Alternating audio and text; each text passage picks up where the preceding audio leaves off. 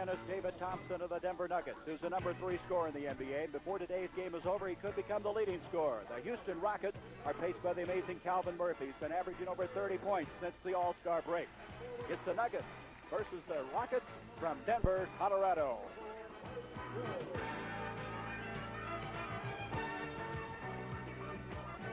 The NBA on CBS. Today's game is sponsored by Light Beer, everything you always wanted in a beer and less.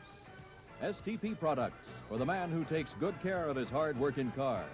And by all the new 1978 Chevrolets, now at your Chevy dealers everywhere. From the McNichol Sports Arena in Denver, the home of the Nuggets. Today, the Denver Nuggets playing host to the Houston Rockets in the third meeting of the year between these two clubs. Hi, everybody. I'm Gary Bender, and alongside me is John McLaughlin. And, John, the Denver Nuggets can clinch a playoff berth today. Well, they certainly hope they do. They haven't been playing well lately. They lost 6 of the last 8 games, and Larry Brown, Coach Larry Brown of the Nuggets, says they're not playing with a lot of confidence, and he's trying to talk to his club about going out and just playing with a little bit more confidence and taking each game one at a time. They're a little concerned in those areas. You know, Houston's had a long year because of injuries, but they could be a real spoiler, as evidenced last night by their win over Philadelphia. They can certainly be spoilers, and with a guy like Calvin Murphy on your club, you're always a potential winner. He can score a lot of points. He's been doing it for some time. He's a winner, and they still have some players on that team that want to knock these other clubs off for sure. You know, Houston has played very tough against Denver, even though they've lost the first 2 games. Let's check now the starting lineups for this afternoon's game. Going to have a little change. Alonzo Bradley, who started last night at 13 points, will open at 1 forward. Robert Reed, the rookie, Kevin Kunert, John Lucas, and Calvin Murphy. Denver, well, they've been starting Anthony Roberts, the young rookie from Oral Roberts, at 1 forward, along with Bob Jones, Issel, Thompson, and Bobby Wilkerson. Our 2 officials for today's game. Number 19, with his back to you, Jim Capers, and he's assisted by Hugh Evans. And Kevin Kunert, number 44, will go up at center circle against Bob Jones. Kunert, according to Tom Nissalke, has played very well, but he's really missed. Moses Malone has been out of the lineup with that injury. The tip goes off to Denver. This is Bobby Wilkerson, and what a quarterback he has become for this basketball team. Dan Issel, Anthony Roberts trying to give chase, and a turnover to start our game, John. Well, I think that's a typical example of how Denver has been playing lately, and Larry Brown very concerned with their turnovers and somewhat of the lackadaisical play. That time, Bobby Jones started to cut through the middle and just didn't see the pass coming. Well, you know, Denver has lost 6 of their last 8. They've lost 8 games at home, including Friday night against Seattle. That's just not indicative of their play. No, it isn't. And obviously the pressure's there. And not only do the players put it on themselves, the coaches, the entire organization here in Denver, they're a very fine organization, but the fans getting a little restless also. All right, let's check it now. Kevin Kunert has the ball. He kicks it out now to Bradley, the young man from Texas Southern that they picked up from Indiana. Calvin Murphy on the drive, and he loves to shoot from the baseline. He sure does, and that's part of the strategy, of course. Force Calvin Murphy to his left, try to give as much help as possible. They know that he's going to shoot, and potentially the Rockets won at least 40 points out of it, Calvin, today. I wonder what that delay was about. The ball kicked out, hit the timer, reset the time clock, so we had to delay the game to get it ready to go. We're ready to go now. Just underway. Here's John Lucas, the number 1 draft pick a year ago of all the NBA. Bobby Jones brings it down to Thompson. Anthony Roberts, who started now the last 6 games for the Denver Nuggets. Thompson. Kunert with a rebound. Thompson, in the first game between these 2 teams this year, had 41 points. Lucas to Murphy. There's his shot, John. That is his shot, and he does it so very well. He puts a lot of arch on the ball. It's very difficult for the big guys to block it, but they must continue to go out and try to intimidate that shot. Boy, has he been something, averaging over 30 points since the All-Star break. They got a foul inside. As one thing about Calvin Murphy, he may be at 5'9", the best 5'9" player to ever play this game. Well, it's a real tribute to his ability. He's looking at everyone's waist in there. That's playing to the belly button, right? That sure foul is. was on Kunert, by the way. Rebound Wilkerson, batted away by Bradley. It will be Denver's basketball. The Denver Nuggets, with a win today, could clinch a playoff berth. However, if Milwaukee would lose, then they would even be in better shape. Then they would have the division title clinched. Here's Anthony Roberts. Roberts playing very well. They've been pleased with him. Darnell Hillman came in after the trade and coming here to Denver, had the starting position, but not being consistent, they started bringing Roberts in. 2-2 our score. 10:28 to go. First period. There's Calvin Murphy. Say, they let him shoot that. He'll hit all afternoon long. That's right. They're going to have to go out and play Calvin and at least force him to go to his left as much as possible. Make him put the ball down. He can shoot too well to give him an open shot like that. He's had 50 points in the 2 previous meetings between these two. Here's Issel. Leonard with a fine block that time on Issel. Issel didn't like it. That's right. He sure did. Some nice weak side help also. The Rockets keying there. Lucas off to Alonzo Bradley, the number 2 draft pick from Indiana. They got him for Ron B. Hagan. Here comes Bobby Wilkerson. Wilkerson, very underrated, an excellent passer. Thompson. And he's hammered as he goes inside. Reed picking up the foul. Now we'll get an opportunity to look at the previous block. Issel turning, going baseline. He's quick for a big guy, but look at the help from Bradley. And Cooner positioning very nicely, went up to block the shot. Thompson will have a pair of free throws coming. That foul on Robert Reed, the fine rookie from St. Mary's in San Antonio, Texas. Houston uses Robert Reed on David Thompson, and they put the little guy, John Lucas, up front on a forward, guarding, well, they're mixing it up somewhat. They're having difficulty trying to keep him being closer, but they put him up front on Roberts as much as possible. Reed has been a pleasant surprise for this basketball team. Here's Lucas out of Maryland to Calvin Murphy, and Murphy, nice pass to Kevin Cooner. Basic pick and roll. Calvin can also pass the ball. Kevin Cooner at 7 foot out of the University of Iowa, former number 1 draft pick of Chicago. That's charging on Wilkerson. That was a good call. There's an official right on it. Wilkerson trying to make the move right side, but Calvin Murphy too quick. Here's the previous basket. Pick. They're keying on Murphy. He makes the play and dunk. You know, this guard combination of Lucas and Murphy, they can pass the ball. Coming into this game, Lucas is second in the NBA in assists.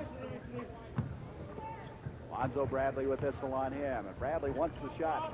Thompson, Cooner comes away with it. That might be some of that intensity that Larry Brown's been complaining about, not getting on the board. The Nuggets in the past, they've always blocked off very nicely. You cannot allow offensive rebounds. It's too easy. Houston with a 4-point lead, 8-4. Bobby Jones leading the NBA in field goal percentage. Out it comes to Reed. And Murphy will bring it across. We're going to a 20-second injury timeout coming up. Dick Vandervoort is coming out. He's going to look at Kevin Cooner. Looks like a wrist or a hand. With all the injuries the Rockets have had, I'm sure they get paranoid when anyone calls the 20. Here's the previous rebound. Cooner coming inside, getting an offensive rebound. The ball came off. Actually, the Nuggets should have had it. Putting it back in, and that's just too easy. Looks like they're putting some of that freeze stuff on him, trying to take the pain away. Just a reminder now, immediately following the conclusion of this game, we'll have live coverage from Long Beach, California, the U.S. Grand Prix.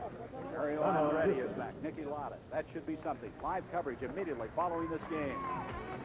We've got a timeout now here at the McNichols Sports Arena with 8:52 to go in our first period. The Houston Rockets are on top by 4.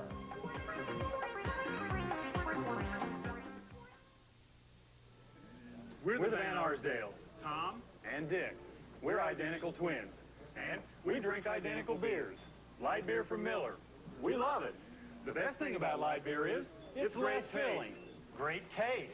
Less filling. It's got 1/3 less calories than the regular beer. Great taste, Tom. Less filling. And I'm not Tom. You are. I'm Dick. You think you are, but you never were. Light beer from Miller. Everything you always wanted in a beer, and less. We're good and tough. We're the Kellys. The Kellys have a way to save gasoline from the ground up. A steel-belted radial called the Kelly Gas Pincher. When we tested a set of gas pinchers against our non-radials, the gas pincher pinched from 14.5 up to 31.7 more miles out of a tank of gas. That's hundreds of more miles a year with the gas pinchers. We're the Kellys. Rolling, rolling, rolling.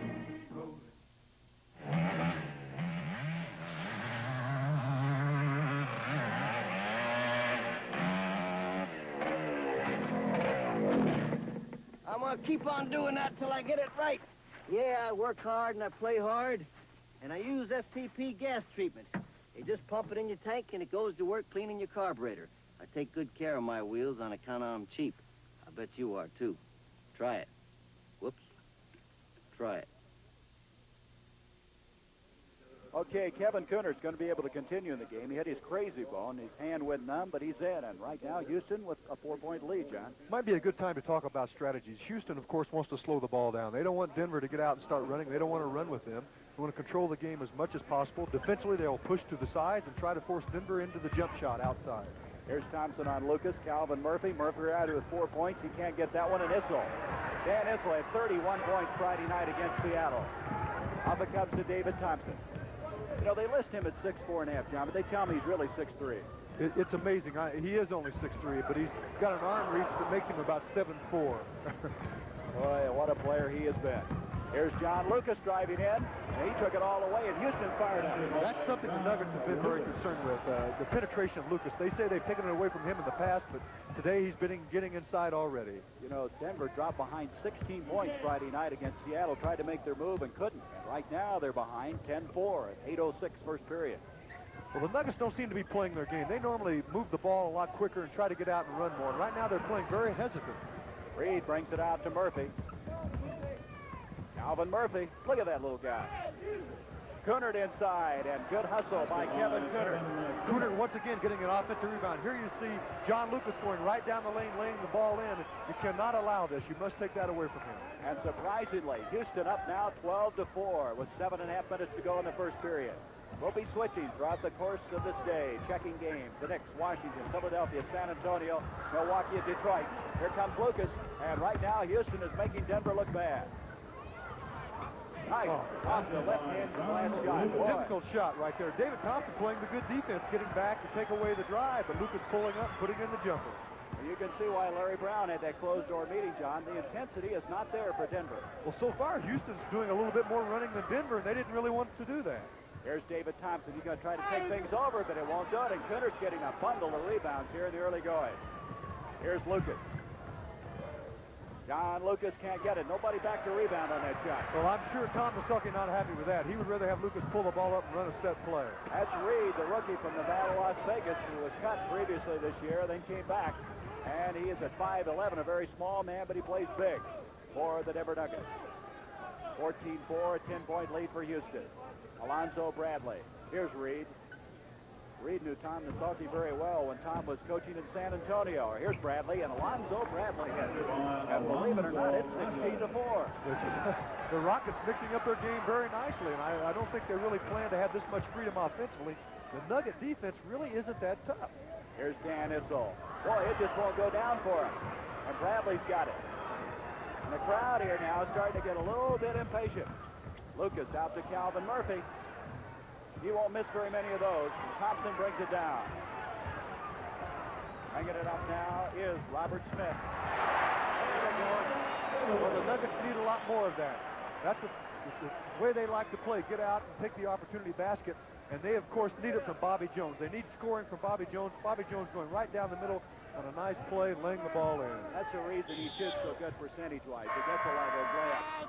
We got a foul on Smith, and now Bobby Wilkerson is checking back into the Denver lineup. Anthony Roberts the lead. That's only the first team foul is Tom Masaki. Last year, the coach of the year. What a bitter year this has been for his team. He's done an excellent job, too, even to remain competitive, whatever, in any capacity with the injuries they've had. Same way in Portland, they've had a tremendous amount of injuries.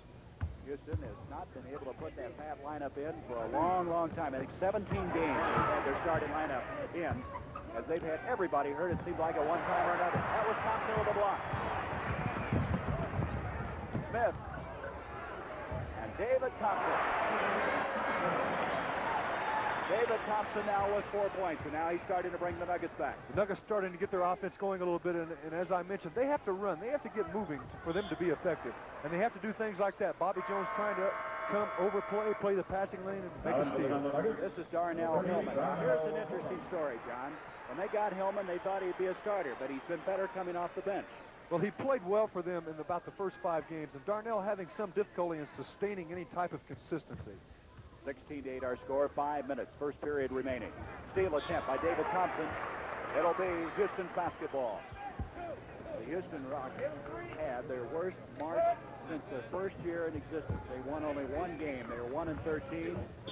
They They've lost 14 of the last 16, but last night they defeated Philadelphia. You don't know what to expect. Well, going into April 1st, Jerry, they had something like 9 players out for 197 games. That's amazing. That foul, by the way, on Bradley. The basket did not count. It's 16-8. The Rockets on top. Houston trying to be the spoiler like they were last night against Philadelphia. They didn't get in here till about 2:30 this morning. They had to charter a plane to do that, yes. But they look like they've come to play here as they started out hustling very well. Here's Thompson. Oh, we've got a loose ball foul. Dan Hitz a little upset with that, trying to get inside for that offensive rebound and got caught for the push-off. Now we have a change coming into the lineup. Ed Ratliff, number 42, checks in for Houston. Tom Nasalki told us he's starting to put it together. Starting to play. He can play forward. He can play guard. He said he's really having some difficulty knowing what he can do best, but he plays the overall. Murphy into Big Cunard. He can hook with either hand. And we've got a foul. Loose ball foul. It's going to go against Alonzo Bradley. He comes up in his face. That hurts. Denver only 3 of 14 from the field. Here the ball going into Cunard, showing you, hey, I do have a left hand. Not going all the way down, though. John, I think it's interesting the respect that they have for Calvin Murphy. They're playing this guy Smith for the very reason to stay on Calvin. Well, many clubs try to push Calvin to the left and give as much double-team help as they possibly can, but he still gets that shot off. There's Darnell Hillman, doing it again with a good defensive board, and he has been in position the entire first period. Lucas penetrating well, and he is hurting them in there. Well, he's tough. He gets so deep. He comes up the middle of the court. In their last meeting, he had 18 assists, which tied his career high. The John Lucas now makes it 18-8. They're back up on 10. Bo Ellis now will be checking in to the Denver lineup. We've got a timeout. 3:50 to go in this first period. The Houston Rockets trying to win their second game in a row, leading by 10.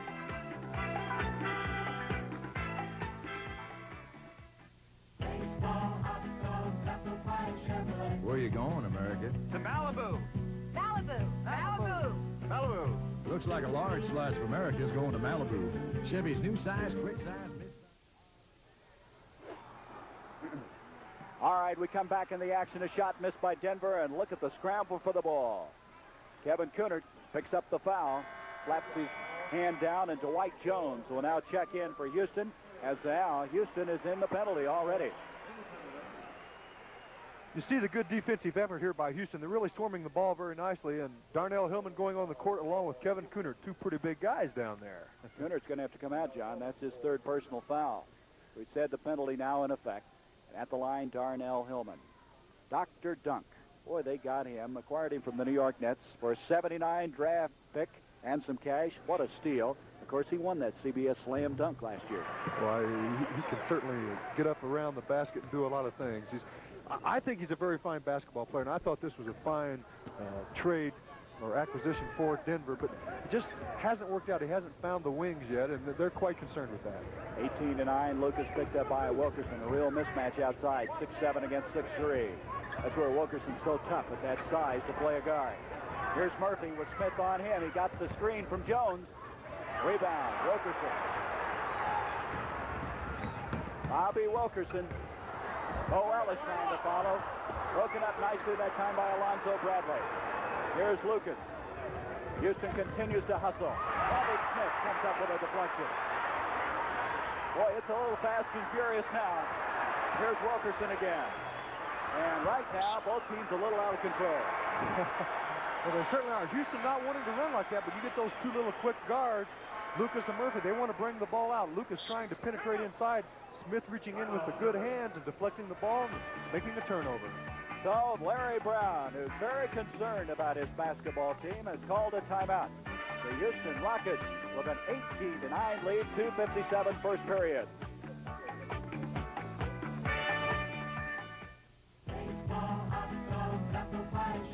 Where are you going, America? To Malibu. Malibu! Malibu! Malibu. Looks like a large slice of America is going to Malibu. Chevy's new size, quick size, mid-size car that's so right in so many ways for so many people right now. You'd think it had been designed by Mr. John Q. Public himself. It's you, America. A fresh new slice of apple pie called Chevy Malibu. Fresh new slice of apple pie from Chevrolet to you. You're going to eat it up. Leslie Caron for Color Track by RCA. In Gigi, my brooch was blue, the leaves were green, and my gown was lavender lace. If these colors don't look right to you, you should know about Color Track from RCA. Getting the color right is what Color Track is all about. It actually adjusts the colors and locks them on track. Before you see the color track system grabs it, aligns it, defines it, sharpens it, tones it, and locks the color on track. RCA is making television better and better. The Hilton Rainbow Service welcome. Look for it on your next business trip. In the nation's capital, it's minutes from Pennsylvania Avenue at the Washington Hilton. In Los Angeles, you'll find Rainbow Service near the Civic Center at the Los Angeles Hilton. While in San Francisco, it's just a cable car ride from almost anywhere. Hilton Rainbow Service. You'll find it at the heart of every Hilton, in the heart of most every city. Let the Hilton rainbow brighten your day. Gary Bender along with John McLaughlin. Right now, the Denver Nuggets have a chance to clinch a playoff berth. They're not playing very good basketball. They trail the Houston Rockets 18-9. Just inside 3 minutes to go in this first period. Well, they're attempting to tighten up the defense, try to play the passing lanes, and when your offense is really a little sluggish, the best thing to do is tighten up the defense and make the other team turn the ball over. All right, Ralph Simpson, number 10 with the ball, is just checked in. He's starting to play much better. Bo Ellis playing with that bad knee, and he's been fouled. The foul going against Dwight Jones. Boy, I tell you, in that first part of the game, Denver's only hit 3 of 17 from the field. You see the setup here. They're trying to post up for Ellis inside, and he's very good around the basket area, drawing the foul there. Penalty in again. Bo Ellis, number 1 draft pick of Washington. They picked him up, and he's had trouble with that right knee. He's had some problems. He says it feels a lot better over the last few weeks, and he's starting to feel quite a bit more confident. As Denver goes down the stretch, they'd like to have him at 100%. And they now have another free throw coming. You know, it's interesting, coming into today's game, Houston really not a good shooting team in losing Tomjanovich, Malone, and Newland, which really hurts, but right now they seem to be shooting the ball pretty fair. 18-10 our score. John Lucas, off it comes to Ed Ratliff, the number 1 draft pick in 73. Here's Bradley, out to Lucas. Ratliff at 6'6", going against Simpson, tough shot. Bobby Wilkerson can't save it, and he goes into the crowd. I believe he's going to be all right. Sure, Larry Brown a little concerned. How about that guy in the front row? He must have felt that one. Took some people with him in that situation. That really was not a good shot by Ratliff. And I know Tom Masalki would like to have a better shot than that. He's demanding his club get a lot of off-ball movement, and of course that's very smart. Lucas now the real quarterback of this team.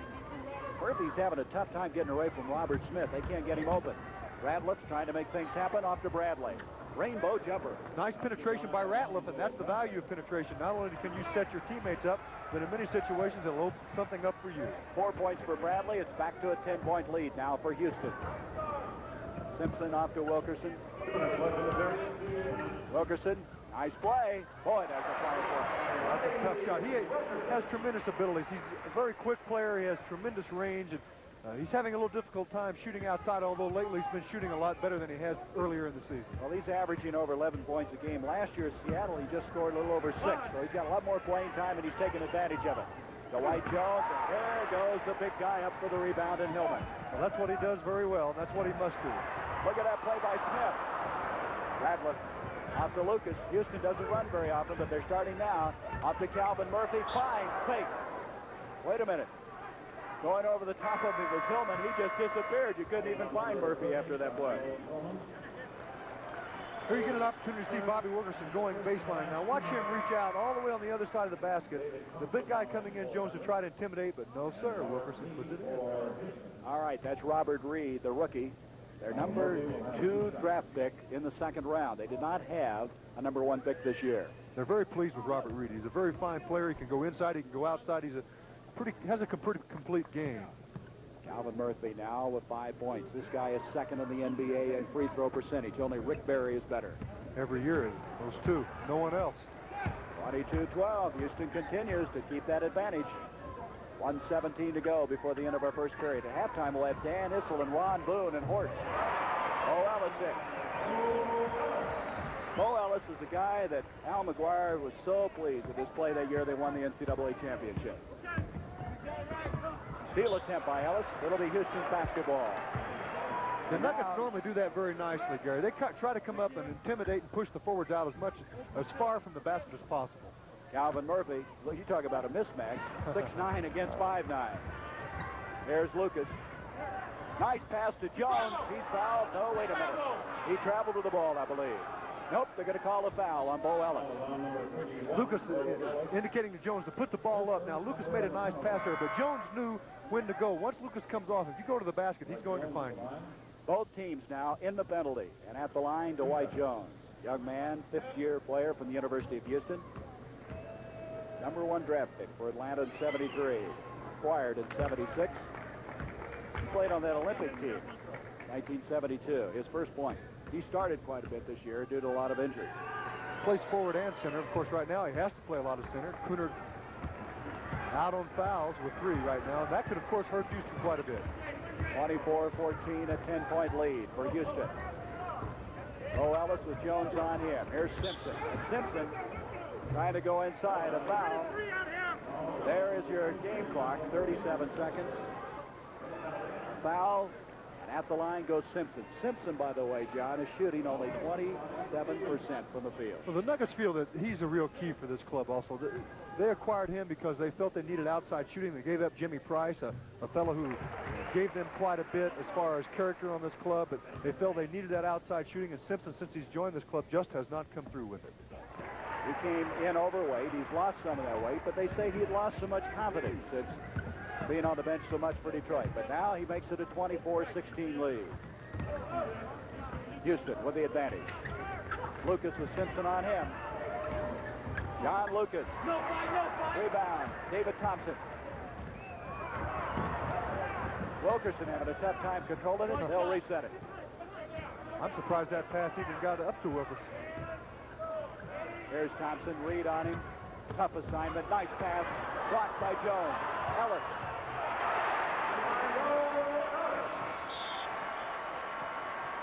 Ellis makes it 24-18 as the first period has come to a close here at the McNichols Sports Arena in Denver.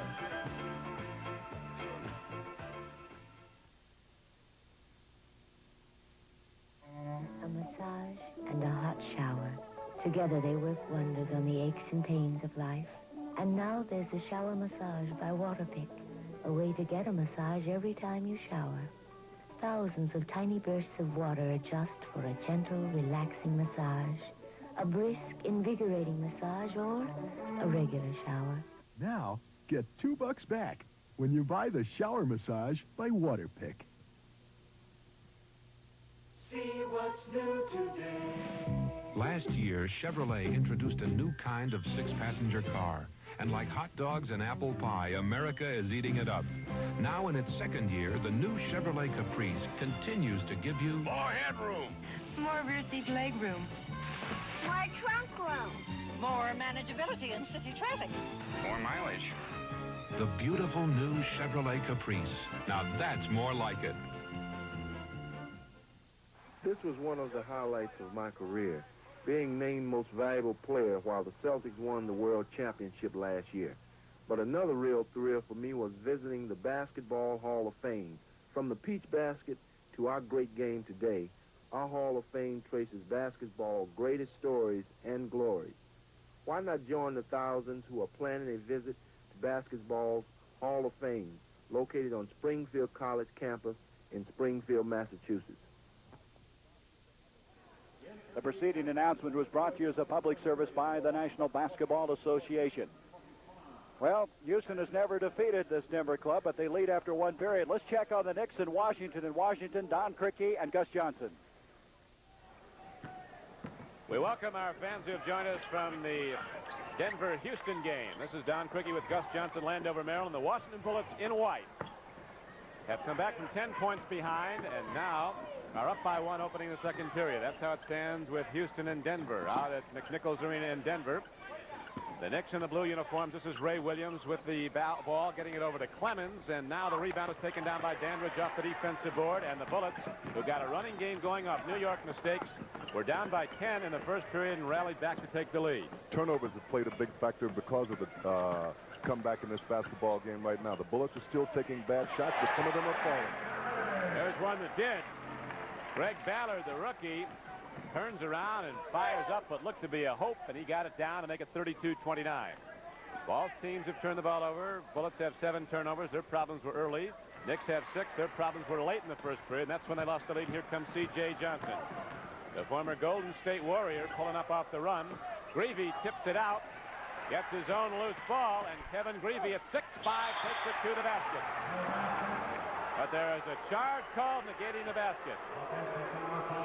And so, with 10:51 to play in the first half, it is the Bullets 32, the Knicks 29. Welcome back to Denver, Gary Bender and John McLaughlin. While you're away, Bobby Jones picked up a personal foul. It's still a 6-point lead for the Houston Rockets as we start the second period. Zaid Abdul-Aziz is now coming to the game for the Houston Rockets. Shot missed by Dwight Jones. Breakaway to Wilkerson. And that's been a story of them in this first part of the game. Some easy shots. Well, Bobby Wilkerson only shooting 23% from versus the Rockets on the entire year, and that layup missed didn't help him at all. Steal attempt by Bobby Jones, who picked up his first foul a while ago. That's partially blocked. Abdul-Aziz, who you played with in Milwaukee before he went out to the West Coast. He was with Boston earlier this year. That's right. He has the ability to play a little forward and quite a bit of center. Look at that score. Sixers leading San Antonio by 1. What a shootout that's going to be before it's over. Both of those teams have won their division title. Inside a foul, and that's on Aziz, and he's picked up 2 quick ones. Well, obviously his timing really isn't that sharp right now. He hasn't played that much this season, and he doesn't really know exactly what they want to do in Houston defensively or offensively. You see Darnell Hillman going baseline, getting inside, applying the pressure to the defensive player and drawing the foul. You know, I'm amazed by last night. Calvin Murphy led this team, the Houston Rockets, to a win over Philadelphia. He had 35 points. That shows you what you'd never know what's going to happen in the NBA, you know? Here's a big score in Milwaukee. The Bucks must win to stay in front of the Golden State Warriors, who's hanging back by 1 game, and Milwaukee only 1 game behind L.A. It's very interesting. And Golden State has a more favorable schedule from here on. A 4-point lead now for Houston, who led by as many as 10. Here's Ratliff, who's now playing a guard. Broke it up of Denver. Denver now getting a little more aggressive on defense. Well, they apparently knew that they had to pick it up a little bit. They started out in the first few moments of the game, and they were just very lackadaisical defensively, laying back too much. Now they're trying to come out and apply the pressure. Calvin Murphy having a tough time shaking loose. He got a couple of baskets early, and since then he's been shut down. Jones, broken up. Here comes Thompson. Simpson. Nice left-handed hook. Looks like Simpson that time passed up an easier shot to take a much more difficult shot, little left-handed hook inside. 4 points in the game now for Simpson, and all of a sudden, Houston's lead has been cut to 2. John Lucas getting ready to come back into the Houston lineup. Here's Robert Reed into Abdul-Aziz. Broken up, Ratliff, and he walked with the ball. And Ratliff traveled, and now Larry Brown saying, hey, let's settle this thing down a little bit, as Alonzo Bradley and John Lucas check into the Houston lineup, replacing Dwight Jones and also Ed Ratliff. Well, the Rockets are not really doing what they would like offensively. I don't think they're going to Murphy quite enough. The big guy's getting the ball outside, turning it over, not looking inside for the pin downs for the little guy. Here's Darnell Hillman. Not real sure what he wanted to do with that ball. 13 seconds on the shot clock. Simpson. Rebound. Wilkerson. Boy, nothing's coming easy for Denver. And Bradley has picked up a foul. Well, the important thing for Denver, they're staying on the offensive board. If you get enough opportunities at the basket, you should eventually put it in or at least draw the foul. Now here you'll see the ball go up by Simpson, but you'll see the rebound. Wilkerson shoots the ball a little too quickly, and that's why he misses as many times as he does. He doesn't take his time when he puts it back up. That was the 3rd foul against the Houston Rockets in the second period. 24-22, Houston by 2.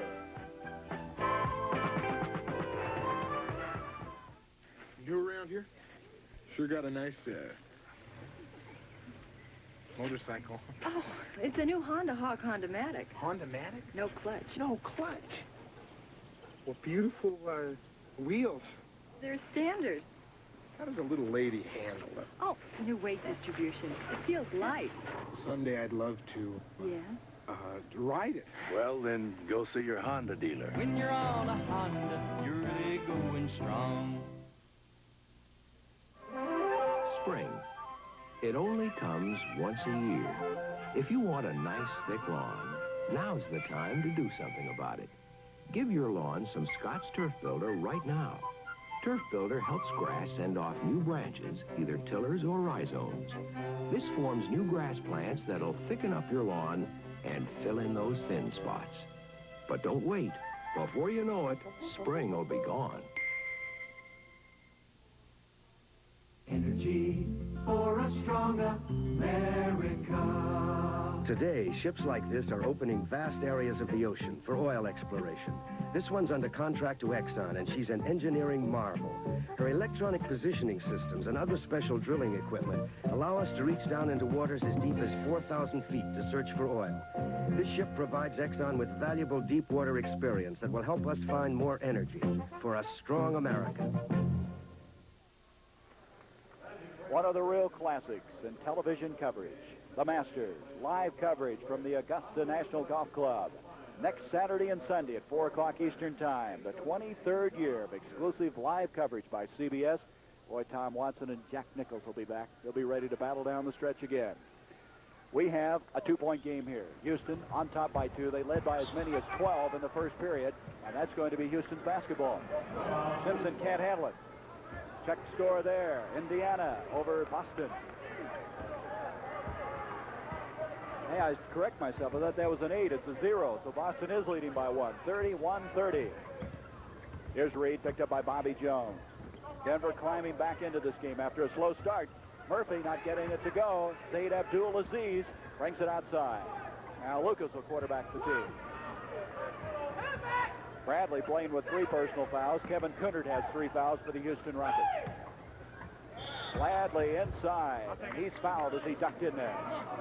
Alonzo Bradley, not a bad-looking basketball player. He's a good player. He's a pretty good one-on-one player, and right now the Rockets' offense, they're trying to go to some pick-and-roll situations, go to pin-downs for Murphy. When it breaks down, they're going to a lot of one-on-one situations at the top of the circle, and that's how Bradley got to the free-throw line. That foul was on Thompson, his first.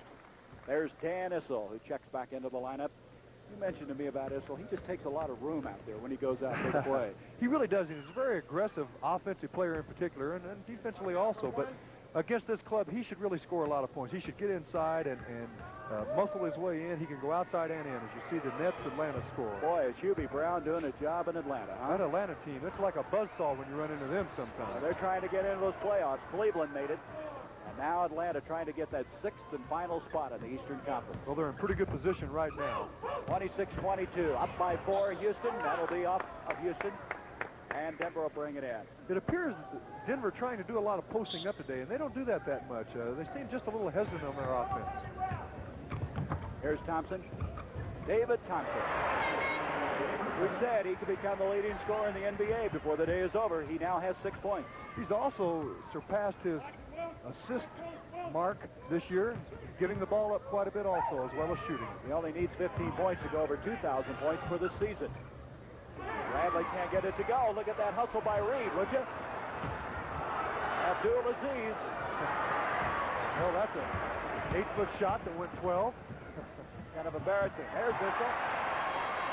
Now, that's something the Nuggets can do as good as any team of professional basketball. Not only run the break, but run it with Dan Issel. Dan Issel, for a big guy, gets in the break very nicely. There he just kind of picked his way through and laid the ball in. So we have a tie game with 8:22 to go in this first half of play. Murphy trying to shake loose. Just can't do it. Here comes Thompson, 2-on-1. He's fouled by Lucas, and Lucas is hurt. John Lucas looks like his leg there. Calvin Murphy, all right. A little upset with that particular call right there. Also, they came off of a double screen. The steal came by the Nuggets, and here they come. They're trying to get their running game going, and David Thompson, he does have some jumping ability. That time going out as well as up. Dwight Jones will come in for Abdul-Aziz, who missed that shot a moment ago. And now with a chance to take the lead, the Nuggets, and David Thompson. So they've come back in this game after trailing by 12 points in the first period of play. 7 points for David Thompson, give him 8. 28-26. Again, Denver can clinch a playoff spot should they win this game today. Bradley to Robert Reed. Boy, that's a tough shot. Jones brings it down. Wilkerson to Thompson. They're running it now. Bobby Wilkerson, they let him have the shot. A little pushing and shoving in there, and I think it's against Dan Issel. That's right, Issel picking up the foul. Taking up that room that you talked about earlier. Bobby Jones doing a nice job of coming in and trying to go to the offensive board. You'll see him come right down the lane. Bobby Wilkerson open, and he misses very badly right here. Bobby Jones coming in and trying to get the hand on it, but the foul was called on Issel. 28-26. Houston trying to knot it up now. At halftime, Jimmy the Greek will talk about baseball. Will it come to Denver or not? That's goaltending against Thompson. The little guy getting in there in the land of the Giants, putting the ball up, getting the goaltend. They're trying to key on him quite a bit. Thompson coming from the top down to give help, but he was a little late. He's really had to work, hasn't he, John, for everything he's gotten. He's got 8 points thus far. Denver doing a good job on Calvin so far in the game. Thompson taking it inside. Bobby Jones. Thompson again. What effort? It's going to count, and he's been fouled. Well, I think the Nuggets in general are very good at an interior passing team. I realize they've had problems the last few weeks. They're turning the ball over. They're not playing that well. But that was a typical play right there of Jones getting the rebound and making a nice interior pass to David Thompson, and then Thompson putting in a difficult shot. The penalty now in. That's the second foul on Reed as Robert Smith now conferring with Larry Brown. David Thompson, he's starting to put it together for this team. He has 11 points, 31-28. Thus far in this second period, Houston scored only 4 points. Alvin Murphy, he's got 2 of them. Out to Lucas. Boy, they're pressuring him outside now. No open shots. That's a foul on John Lucas. Well, that was nice defensive play by Bobby Wilkerson. It's not easy to stay in front of John Lucas. And going into the game today, Larry Brown felt that they've done a good job of preventing his penetration. That's Ed Ratliff, number 42, checking in. And we've got a delay in the action here with 7:03 to go before halftime. At halftime, Creek's Grapevine, some horse, but more of the first half in just a moment.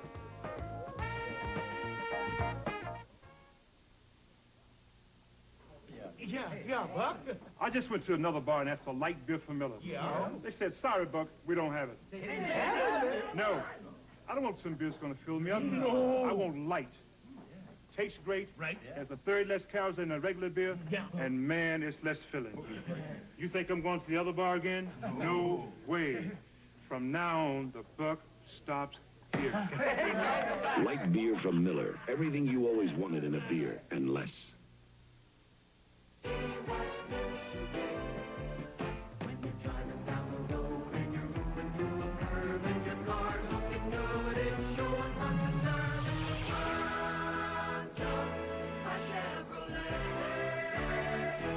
The new Monza by Chevrolet. For a car so sporty and so well equipped, it's priced surprisingly low.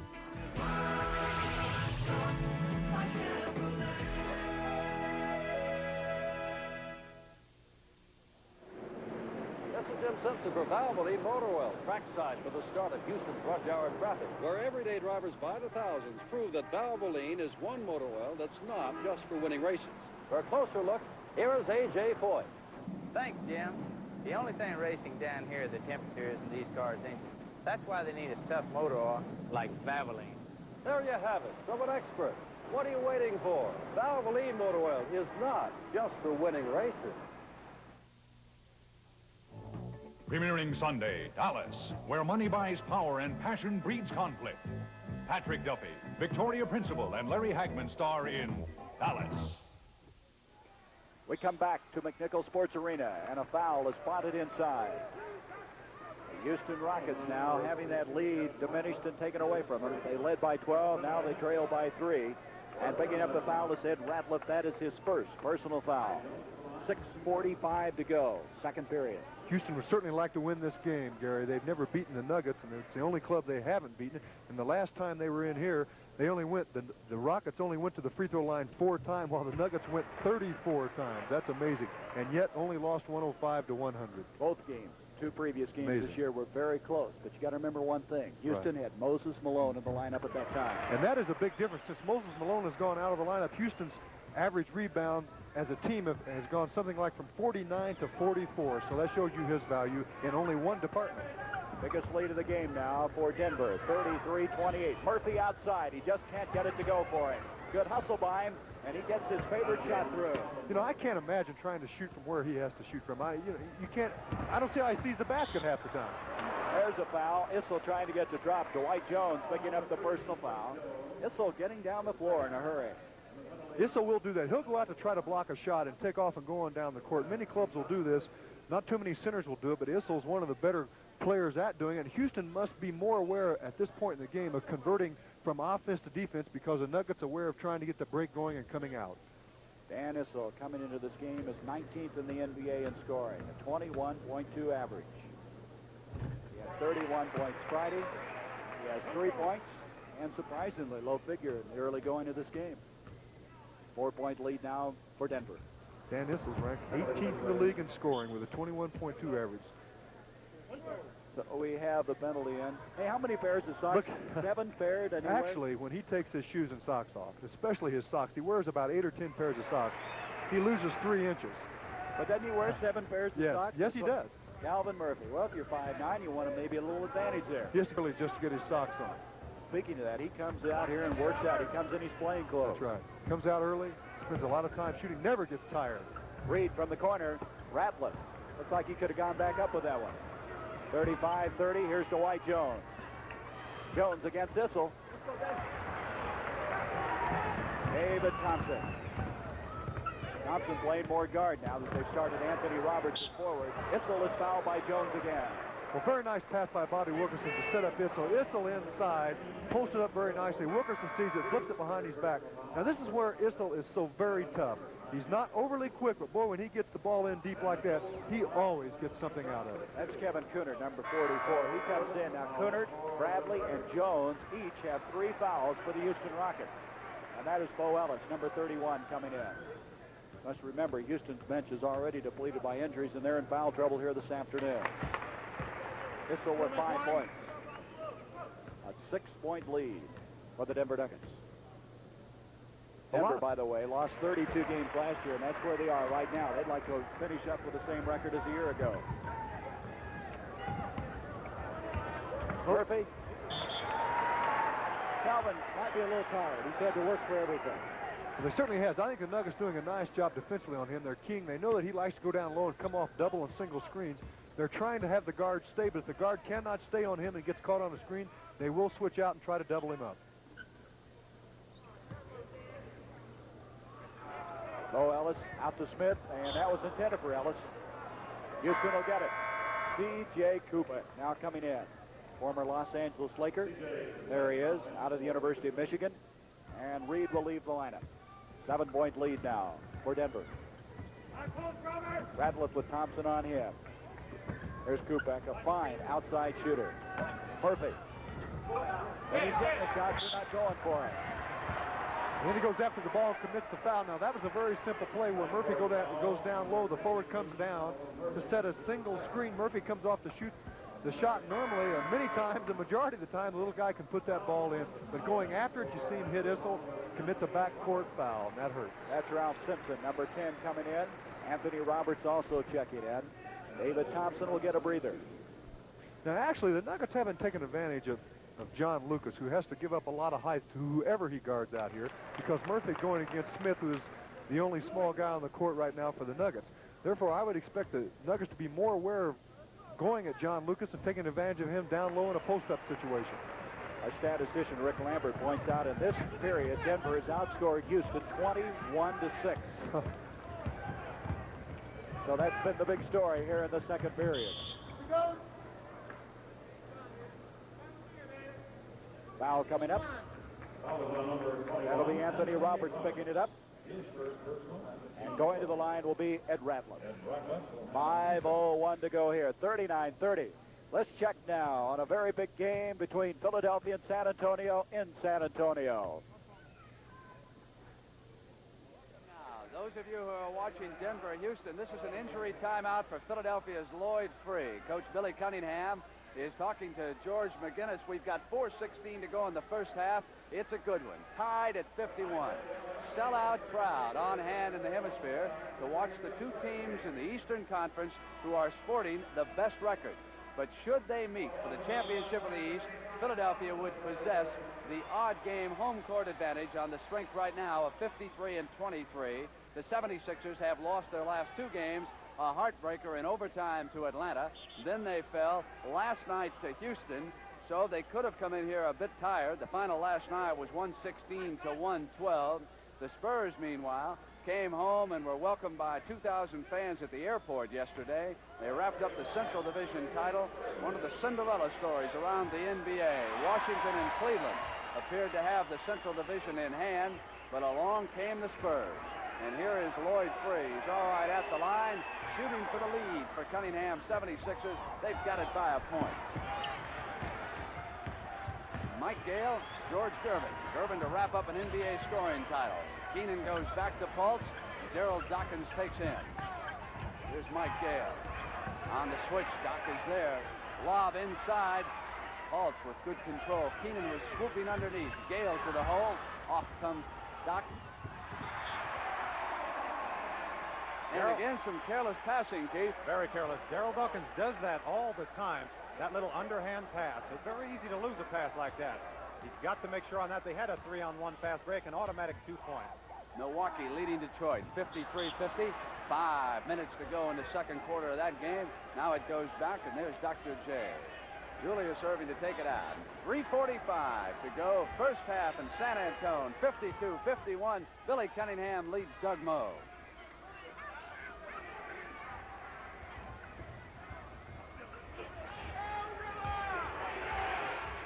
Dawkins. 3:26, and it's 54-51. 76ers leading the Spurs. Almost stolen. Welcome back to Denver along with John McLaughlin. This is Gary Bender. We have a timeout with 4 minutes to go in this first half. Denver has bumped it up to a 43-32 lead.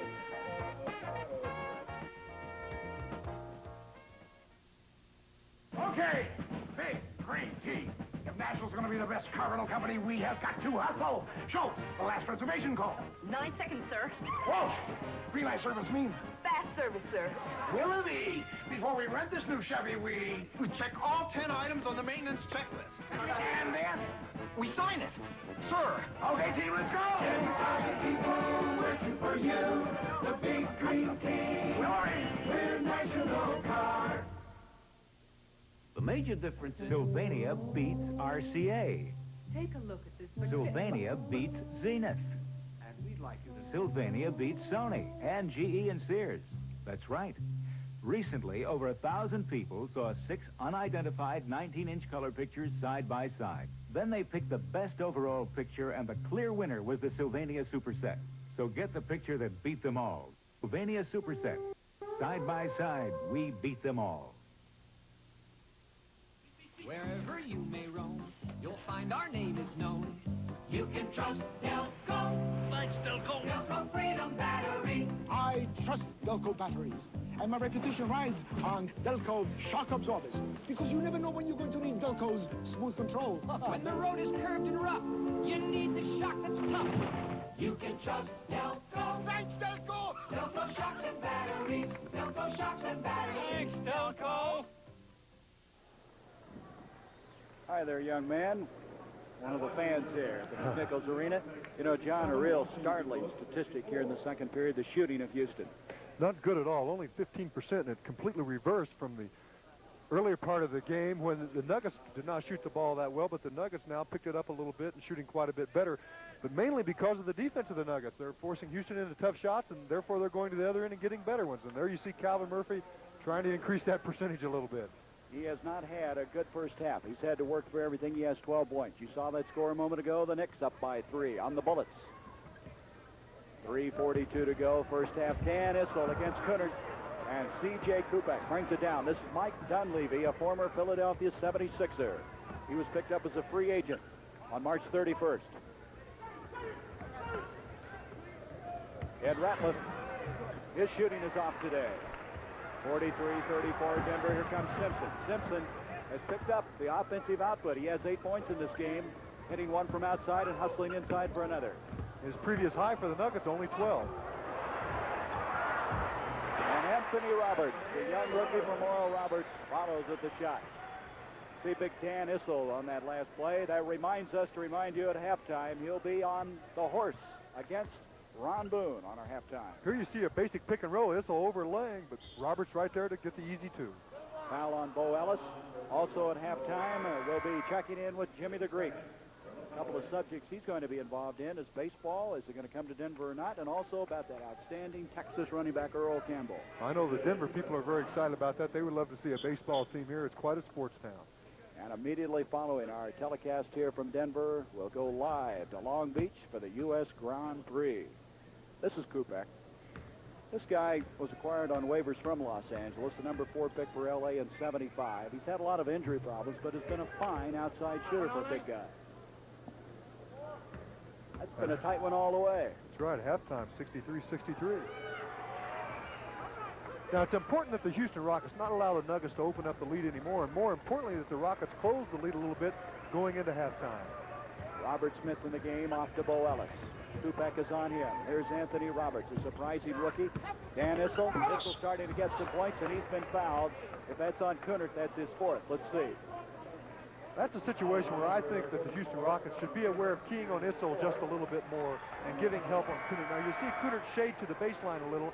The Houston Rockets, Kupek coming over from weak side to try to give help, but he gets called for the foul because he was not there in time to establish position. They're actually going to call that foul on Kunert, and that's his 4th.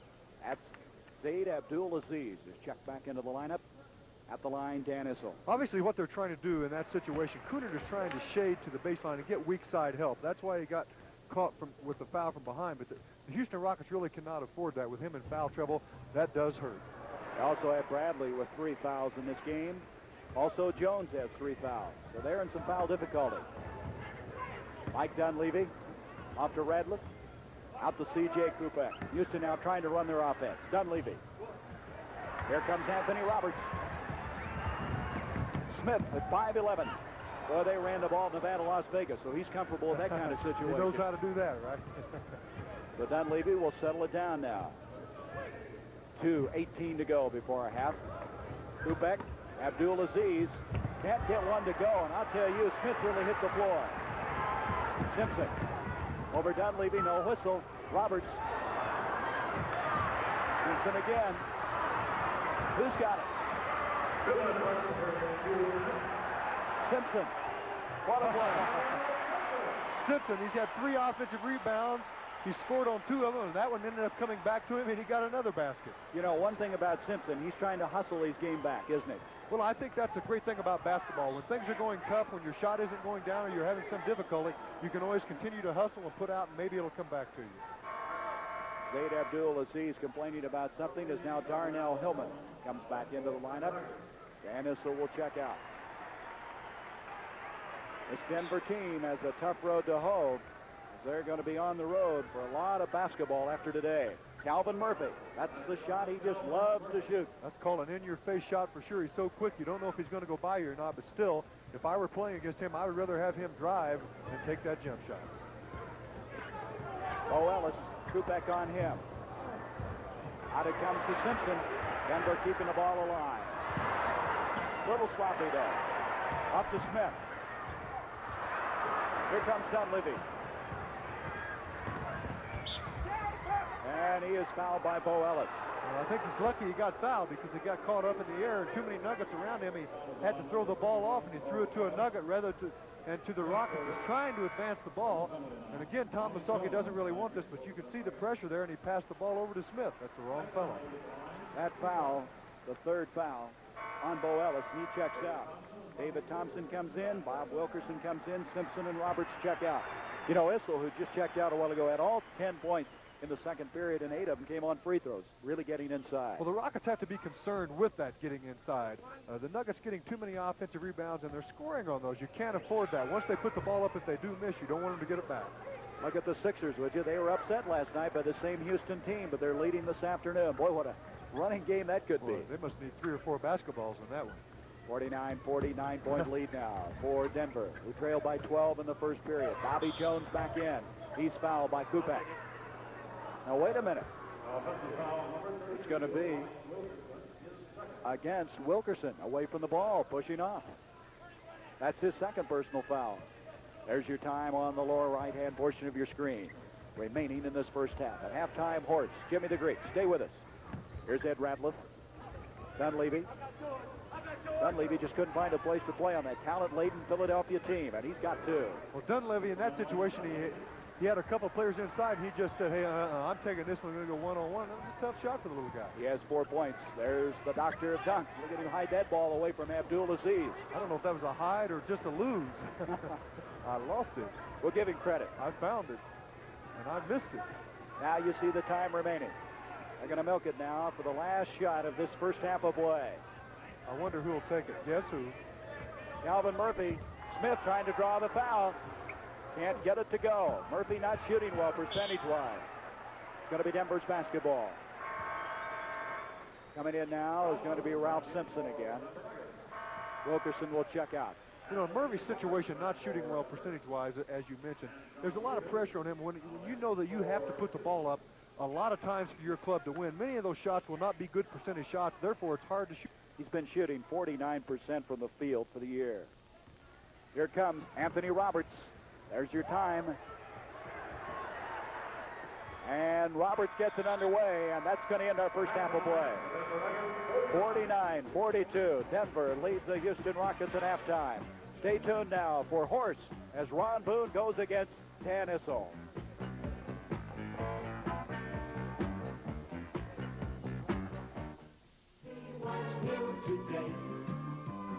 Last spring, 227 specially equipped Chevy Nova police cars were delivered to the Jacksonville, Florida Sheriff's Department. That's a tall order, but no surprise, because law enforcement agencies in 47 states have made Chevy Nova America's best-selling police compact. Now, a lot of the things the police look for in a new car are the same things you'd look for in a new car. Reliability, performance, and value. Chevy Nova, a wanted car, now more than ever. Here's to good friends. Tonight is kind of special. The beer will take. Happy birthday, you old codger. Well, it's certainly not a tie. So tonight. Case alone, Rob. I wanted to make sure we got something good to drink at this party. When you want the taste of a truly great beer, tonight, let it be Lowenbrow. Here's the good friends. Let it be Lowenbrow. Day and night, mile after mile, we put 40,000 miles on a set of Sears road handlers and went on to run the route of the Pony Express from Missouri to California. Road Handler, Sears' best steel-belted radio.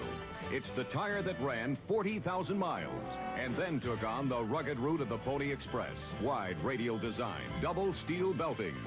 The Road Handler, from the home of the radials, Sears. When my kids need decking out, thank heaven.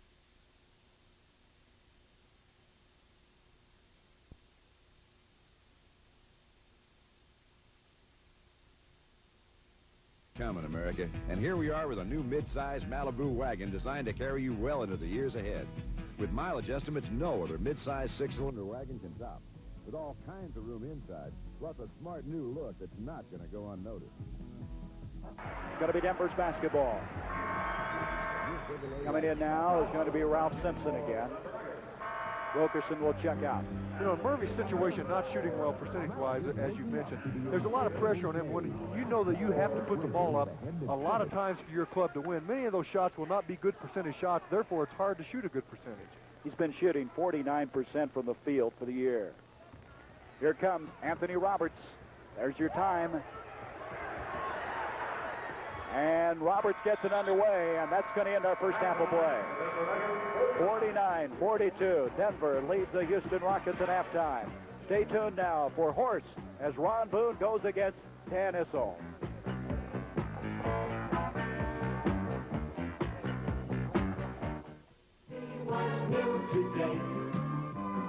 Last spring, 227 specially equipped Chevy Nova police cars were delivered to the Jacksonville, Florida Sheriff's Department. That's a tall order, but no surprise, because law enforcement agencies in 47 states have made Chevy Nova America's best-selling police compact. Now, a lot of the things the police look for in a new car are the same things you'd look for in a new car. Reliability, performance, and value. Chevy Nova, a wanted car, now more than ever. Here's to good friends. Tonight is kind of special. The beer will... Happy birthday, you old codger. Well, it's certainly not a tie. Open it. So tonight... Case alone, bro. I wanted to make sure we got something good to drink at this party. When you want the taste of a truly great beer, tonight, let it be Lowenbrau. Here's the good friends. Let it be Lowenbrau. Day and night, mile after mile, we put 40,000 miles on a set of Sears road handlers and went on to run the route of the Pony Express from Missouri to California. Road Handler, Sears' best steel-belted radio. It's the tire that ran 40,000 miles and then took on the rugged route of the Pony Express. Wide radial design, double steel belting. The Road Handler, from the home of the radials, Sears. When my kids need decking out, thank heavens for the car that carries clout. When you carry Master Charge, you carry clout. When I want service, I don't shout. I flash the card that carries clout. Master Charge, the #1 card in the world. When you carry Master Charge. Coming, America. And here we are with a new mid-size Malibu wagon designed to carry you well into the years ahead. With mileage estimates no other mid-size 6-cylinder wagon can top. With all kinds of room inside, plus a smart new look that's not going to go unnoticed. It's going to be Denver's basketball. Coming in now is going to be Ralph Simpson again. Wilkerson will check out. You know, in Murphy's situation, not shooting well percentage-wise, as you mentioned, there's a lot of pressure on him when you know that you have to put the ball up a lot of times for your club to win. Many of those shots will not be good percentage shots, therefore it's hard to shoot a good percentage. He's been shooting 49% from the field for the year. Here comes Anthony Roberts. There's your time. And Roberts gets it underway, and that's going to end our first half of play. 49-42. Denver leads the Houston Rockets at halftime. Stay tuned now for Horse as Ron Boone goes against Dan Issel.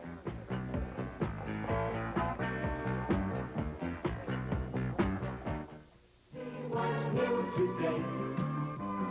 Last spring, 227 specially equipped Chevy Nova police cars were delivered to the Jacksonville, Florida Sheriff's Department. Now, that's a tall order, but no surprise, because law enforcement agencies in 47 states have made Chevy Nova America's best-selling police compact. Now, a lot of the things the police look for in a new car are the same things you'd look for in a new car. Reliability, performance, and value. Chevy Nova, a wanted car, now more than ever. Here's to good friends. Tonight is kind of special. The beer will... Happy birthday, you old codger. Well, it's certainly not a tie. Open it. So tonight... Case alone, bro. I wanted to make sure we got something good to drink at this party. When you want the taste of a truly great beer, tonight, let it be Lowenbrau. Here's the good friends. Let it be Lowenbrau. Day and night, mile after mile, we put 40,000 miles on a set of Sears road handlers and went on to run the route of the Pony Express from Missouri to California. Road Handler, Sears' best steel-belted radio. It's the tire that ran 40,000 miles and then took on the rugged route of the Pony Express. Wide radial design, double steel belting. The Road Handler, from the home of the radials, Sears. When my kids need decking out, thank heavens for the car that carries clout. When you carry Master Charge, you carry clout. When I want service, I don't shout. I flash the card that carries clout. Master Charge, the #1 card in the world. When you carry Master Charge, you carry clout. Jetting about? Use your clout.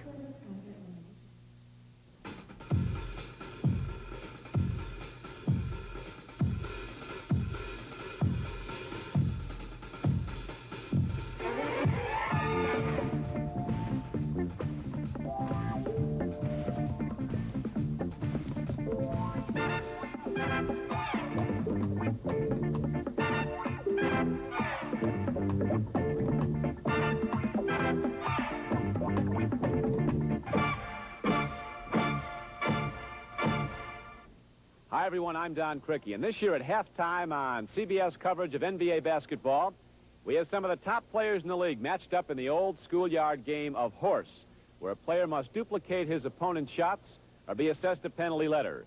5 misses means 5 letters. That spells horse, and he's out. Today, Big Dan Issel of the Denver Nuggets goes against Ron Boone of Kansas City.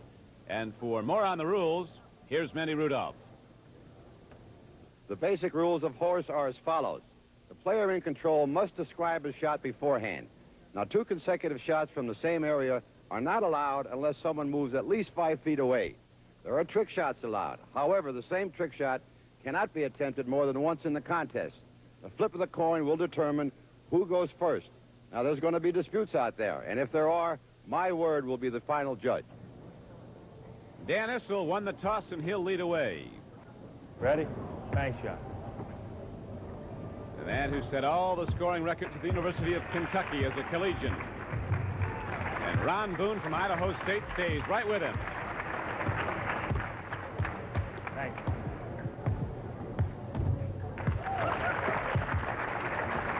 And the good big man beat the good little man. Well, right now they're filling it up.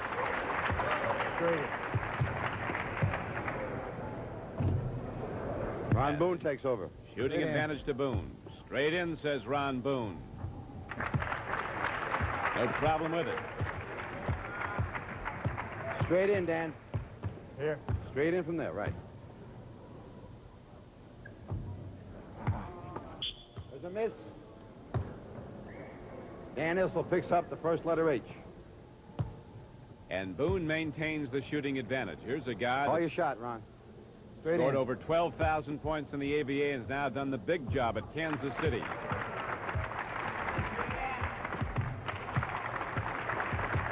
Straight in. Nothing fancy here, just more and more of the game's hallmark shot, the jumper. There's a miss. Second letter. For Issel. Straight in's been Ron Boone's call. Call your shot. Straight in. That's all you need. Straight in, says Ron Boone, and he's hitting everything. Third miss, third letter. This competition is being staged at the Omni International Complex in Atlanta. Call your shot, Ron. Straight in. We thank the Atlanta Hawks for their cooperation as Ron Boone is putting on a shooting clinic for Dan Issel. Does he miss? Not yet. Fourth letter. So right now, Boone is 1 letter away from shutting out Big Dan Issel. Call your shot. Straight in. The name of his game is Straight In, and that does it. That's it. So, Ron Boone advances over high-scoring Dan Issel of the Denver Nuggets in this first-round competition. All right, here's our winner, Ron Boone. Ron, as we watch this competition go along, the people who are playing the percentage shots, getting the advantage, are winning, and that's what you did. Well, I got a lot of confidence in that 15, 18-foot shot, you know, and I'd rather take that than anything. That's what you win with in the NBA. Well, I enjoy shooting it, you know, and you develop a concentration, and concentration brings some kind of consistency, so I go with what's best. Good luck the rest of the way. Oh, thank you. Ron Boone of the Kansas City Kings. And he sure was consistent. That was the concluder of the first round. The losers in the first round get $500. The winners advance, and here's some of them. JoJo White, Bingo Smith, Pete Maravich, Bob McAdoo. They'll all be coming up in the weeks to come. In fact, next week you'll see Randy Smith and George Gervin.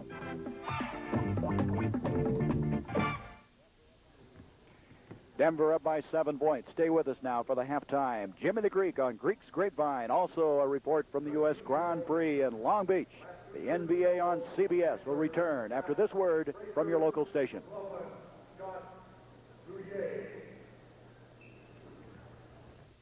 Benny Goodman and Gavin McLeod head the guest list on Mitzi Gaynor's Rousing Special this Thursday on CBS.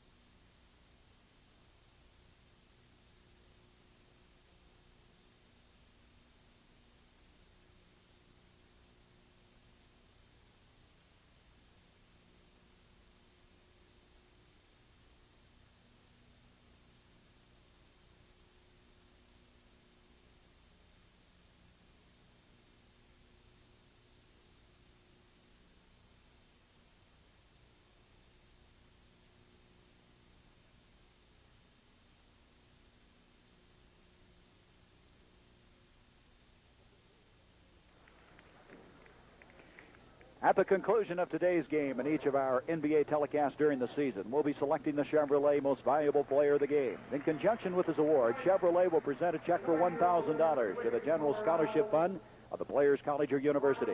Any student may be eligible to benefit from these scholarship funds, and today's winner will be announced at the end of the telecast.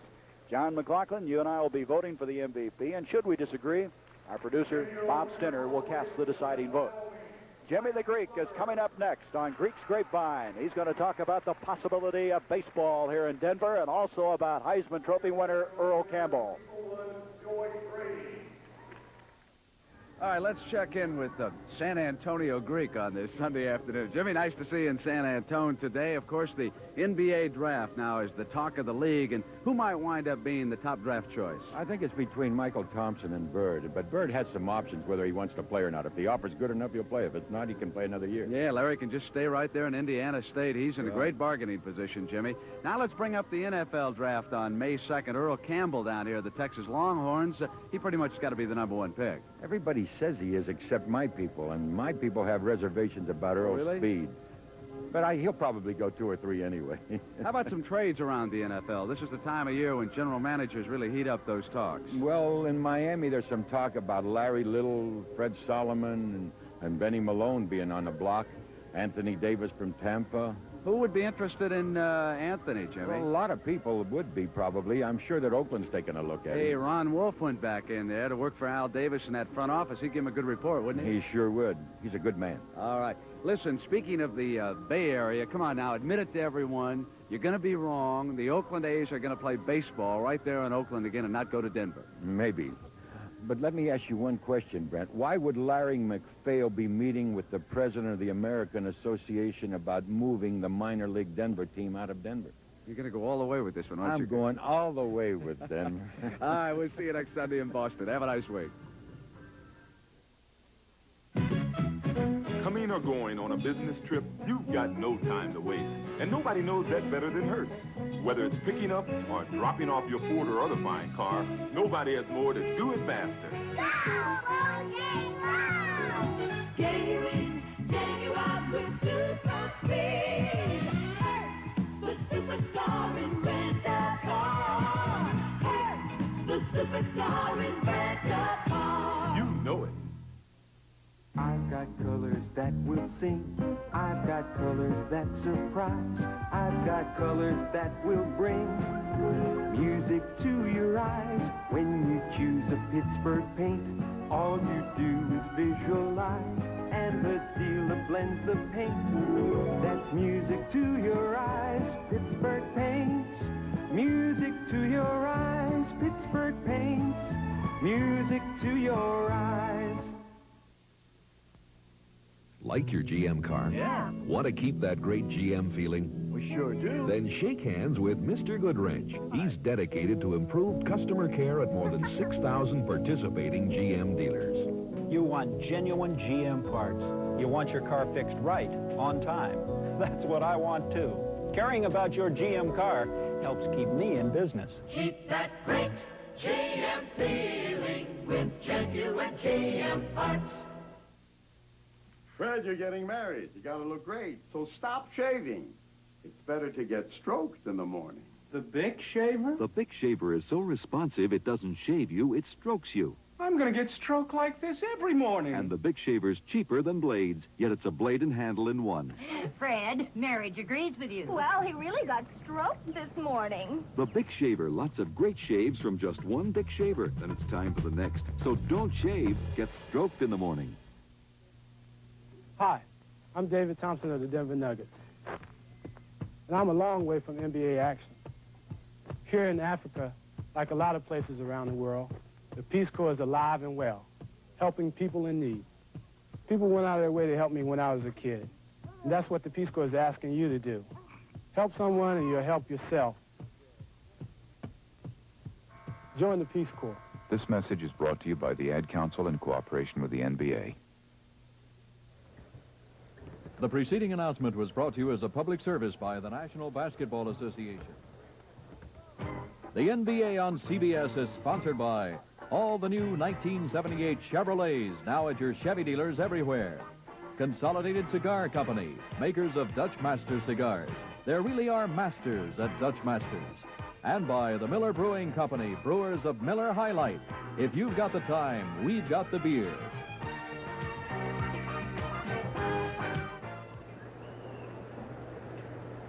Immediately following the conclusion of this game, we're going to Long Beach for the U.S. Grand Prix. Now, to give us an update, let's go to Long Beach now, and Ken Squire. Here at Long Beach, California, that quiet dignity that prevails over any world championship art has beset us here. The drivers, for the most part, they're in hiding, trying to get away from this armada of autograph and photograph seekers on pit road. The mechanics, for the final moments, gently massaging these $100,000 weapons, as they have to do to get that keen edge. And it is an edge that counts here at Long Beach when you consider that Brett Lunger of the United States failed to qualify by 3 1/1000ths of a second. And the difference between Carlos Reutemann on the pole and Perrone in the Ken Tyrrell car starting 22nd is only a matter of 30 seconds. 4 o'clock Eastern Time, we'll be with you live here from Long Beach, California for the United States Grand Prix West. We know you're going to enjoy the race today. The Ferraris are in the front row. Mario Andretti starting 4th, and starting 3rd, the defending world champion from Austria, Niki Lauda.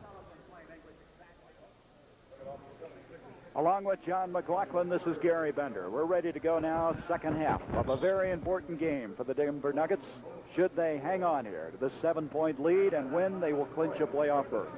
Very important for them, but Houston, they feel it's very important. They want to beat Denver for the first time. And one area the Houston Rockets must be concerned with would be the offensive rebounding by the Denver Nuggets. They had 12 offensive rebounds, and many of those they scored on.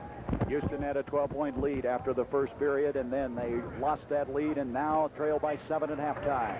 We start the second half. Bobby Wilkerson, David Thompson, Bobby Jones, Ralph Simpson starting. That's Bobby Jones.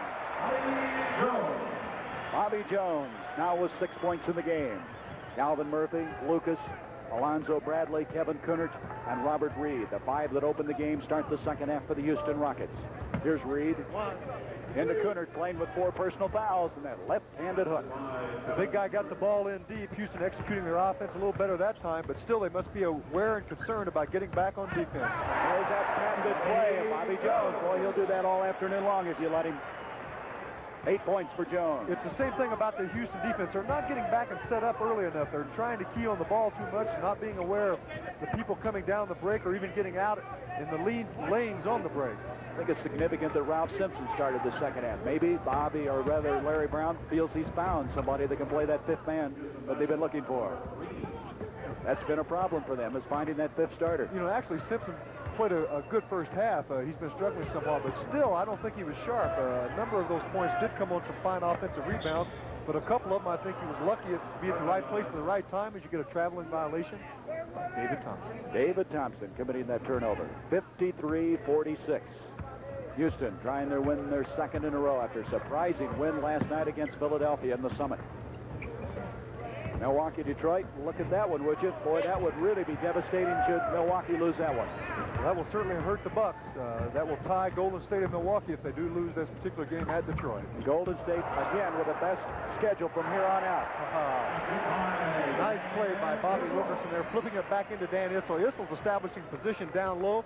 The Nuggets getting him the ball, and therefore the Rockets must overplay that and prevent him from receiving it in that close. 12 points for Dan Issel, who started slowly, didn't even score in the first period. Kunert again with a hook. Wilkerson. Boy, Wilkerson can start that break and end it. At 6'7", he gives this Denver team great versatility. Issel again. Wilkerson can also rebound. He had 6 rebounds in the first half, so he goes to the boards for a guard. Here you'll see the previous Issel basket. You see Bobby Jones flip it over to Bobby Wilkerson. He flips it over his back into Dan Issel. When he gets the ball in that deep, he's very difficult to stop, as you can see there.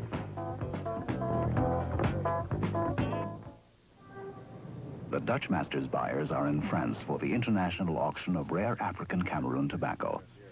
There are 2 secrets they must keep to win some of the best leaf for Dutch Masters: the exact leaf they want and the price they'll pay. It's a nice color. When their bid is opened by the French auctioneers, they'll learn if they've won some of the best. Acheteur Dutch Master. Taste the taste the world competes for in a Dutch Masters Cameroon cigar. There really are masters at Dutch Masters. From the top man right down to the bottom man. It just passes right down the line. Everybody pushes for quality. Willie Rawls, utility man. This is who we are and what we do at General Motors. My job is to replace any absentees. I'm here, there, all over the plant. Yeah, you're not tied down to one job all the time. You're around different jobs.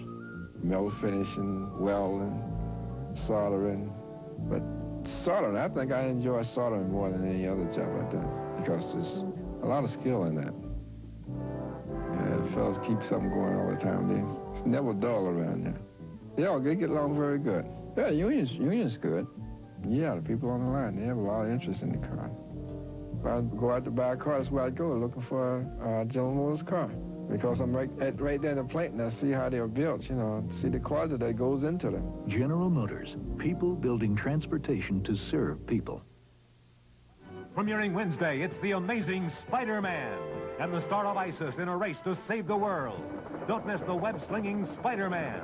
Wednesday at 8, 7 Central and Mountain. The Denver Nuggets starting to get a little breathing room. They led by 7 at halftime. They trailed early in the ball game. I don't think Larry Brown's all that pleased with their play, but they can still get into the playoffs with a win today. And neither club's shooting very well. Right now, at halftime that is, Houston only 34%, while the Denver Nuggets picking it up to 31. Look at this. Denver, here in the second half, has taken 4 shots, and they've hit all 4 from the field. You can't do much better than that. Jones, a couple of layups. They're continuing from that second quarter when they outscored Houston 31 to 18 to take that commanding lead. Crowd of 15,500 plus. The leading team in the NBA, attendance-wise, the Denver Nuggets. And they love their team here. David Thompson. Simpson. Wilkerson. Off to Issel, and that's going to be off of Houston. Now, there's the case. What can Murphy do against Wilkerson on a baseline situation like that? Well, Bobby Wilkerson, once again, making a very nice play. He's a fine passer. That's probably the strongest part of his game. Calvin Murphy pushing Wilkerson baseline, getting a little help from the weak side, but Wilkerson putting it back out to Issel, who draws the foul. And going the line is Dan Issel. There's assistant coach Dell Harris along with Tom Nasalki. Tom really suffering this year. You got to give him credit, though. They've been hanging in there with all those injuries. Hanging in, and I'm sure at halftime they made some adjustments, and not only offensively but defensively, talking about trying to come out and apply a little bit more pressure, taking away the passing lane. They do not want Denver to reverse the ball. Once they push them to the side, they do not want them to allow the ball back to the top, although they haven't been doing a good job of it. 16 points for Issel. Alonzo Bradley. Boy, he hit that one from a long ways out. Bradley with a nice touch, and now he has 8 points. Looks like he's been watching Calvin Murphy shoot a few times.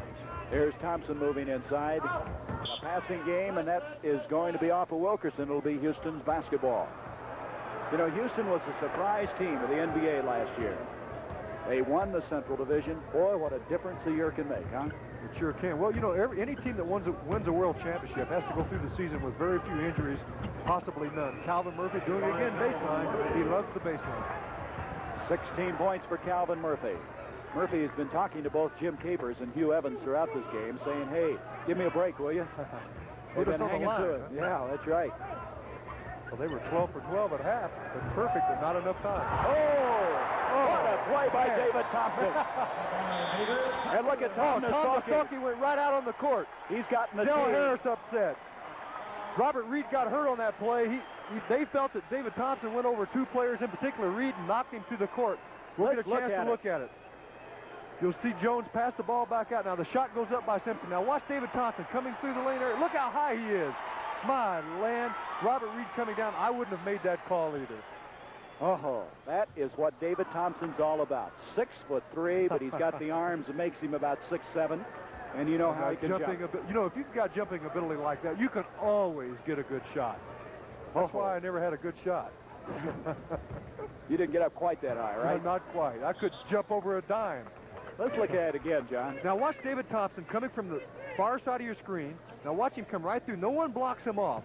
Now watch how high he gets. His elbow is above the rim, and look how much higher he is than everyone else. Of course, he had a running start to do it. And Calvin Murphy, while we were in that replay, hits from the side. He has 18 points, and Calvin now starting to find the range. 61-52. Well, if he finds the range, Denver could be in trouble. He can put 50, 60 points up there. Thompson inside. That'll be off of Houston. The Nuggets will set it again. Nice drive by Thompson, but I think Houston allowing the Nuggets to get inside a little too easy by penetration right down the lane area. Thompson brings it into Issel. Simpson. Simpson seen a lot of playing time. Bobby Jones. That basket will count, and he's been fouled. That foul is going to go on Kunert. That's 10 points now for Bobby Jones. Now, that's a smart club that finds a mismatch. Calvin Murphy got caught on Jones.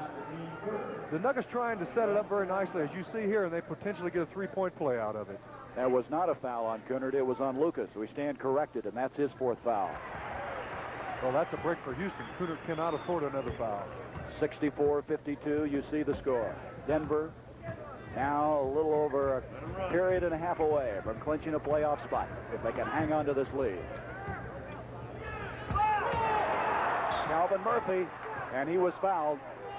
He's got such a funny shot, doesn't he? Well, he kind of flips the ball up. He does everything in jerky motions, and Calvin also has the complete act together. You'll notice here, he'll put the ball up. Now, the fans here thought that he traveled on that, but watch, he'll put the ball up, and he goes right to the floor to draw that three-point play, or a potential three, although the ball didn't go in, and get two the way he shoots free throws. First team foul now on Denver. That's the third foul, however, on Bobby Wilkerson. Calvin Murphy now starting to mount the points. He has 20. 10-point lead. He and Rick Barry, two great free throw shooters in contrasting styles. It's rather interesting. He's only hitting 91% from the line. That's not too shabby. Thompson going to put one up. Looks like he could do that all day, doesn't it? Well, he certainly has a strong outside game. He's good inside. David Thompson's one of those players that can do it all. Put his back to the basket, face the basket, everything. That basket, by the way, put him over 2,000 points again for the season. That's amazing. That's the third straight year for DT, as they call him here in Denver. Simpson having a little trouble. Wilkerson. A lot of speculation about him also, possibly going to New York. Another nice pass. Issel. That's what Denver will do. They'll get those multiple shots. But again, Houston really not playing sound basketball. In that once the ball goes up, they're not blocking out, and they're not aware of the Denver Nuggets going to the offensive board. The Nuggets, on the other hand, concentrating on it quite a bit. I don't want to belabor this point, but wouldn't Moses Malone like to be in there in that situation? Well, he was a great offensive rebounder, the best in professional basketball. It's now a 10-point lead again for Denver. Simpson, off of Denver, or check it. That'll be Houston. The Nuggets with the basketball, and Ed Ratliff will check in. But right now, Denver has called a timeout. 6:36 to go in this third period of play. This reminder, immediately following the conclusion of this telecast, the U.S. Grand Prix from Long Beach.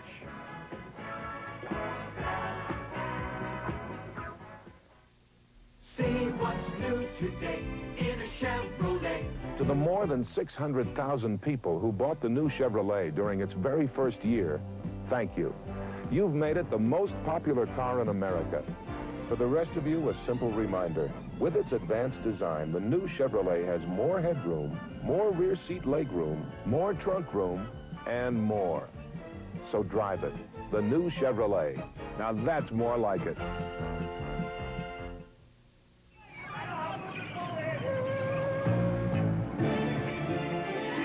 You work the docks. Without you, nothing moves. The ships are too big, the loads are too heavy, and the days are too long. But every day, you do it. And when the sun finally drops into the cold water, another ship with a full belly heads out to sea. And you head in for Miller Time. Miller Time. Time to relax with the best tasting beer you can find. Miller High Life, America's quality beer since 1855. If you've got the time, we've got the beer. Miller beer. Miller tastes too good to hurry through. If you've got the time.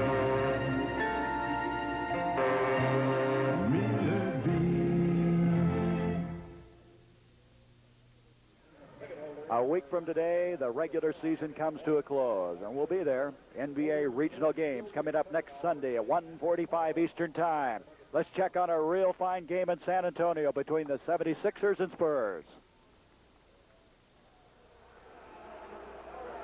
Welcome those of you who are watching Houston-Denver. That score was incorrect. They have just taken a basket away from the Spurs. So instead of 77-75, it is 77-73.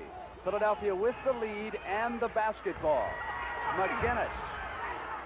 He's played extremely tough against San Antonio this afternoon. I watched Mark Olberding on that play, Brent. McGinnis went away from the ball, and Olberding stayed with the ball that time. He can't give George McGinnis the ball. Keenan backing in to the doctor, Julius Irving. He has assessed the personal. All right, now watch Keenan back into the doctor on this play. Julius had good position. His legs were spread on that play. Good call by the official. A 6-point difference is fair in San Antonio. Olberding gambled and missed, and McGinnis took it in on the penetration. Now the Spurs come out after the miss. Here's Keenan. He can glide. 79-75, 5-17. Mr. K doing it that time. 10 points for Larry.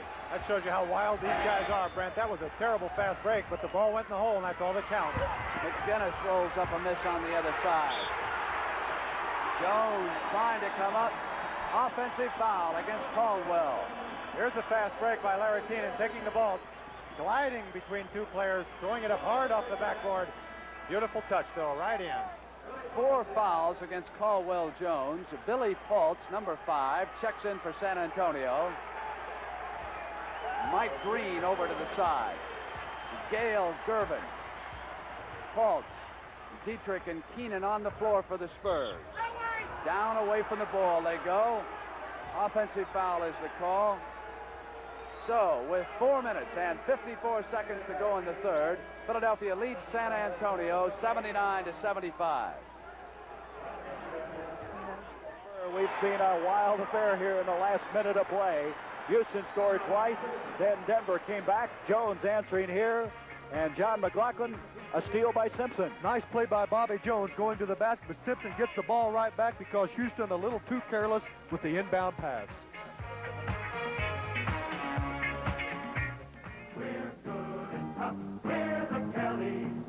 The Kellys have a way to save gasoline from the ground up. A steel-belted radial called the Kelly Gas Pincher.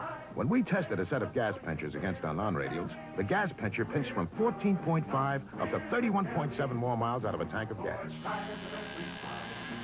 That's hundreds of more miles a year with the gas pinchers.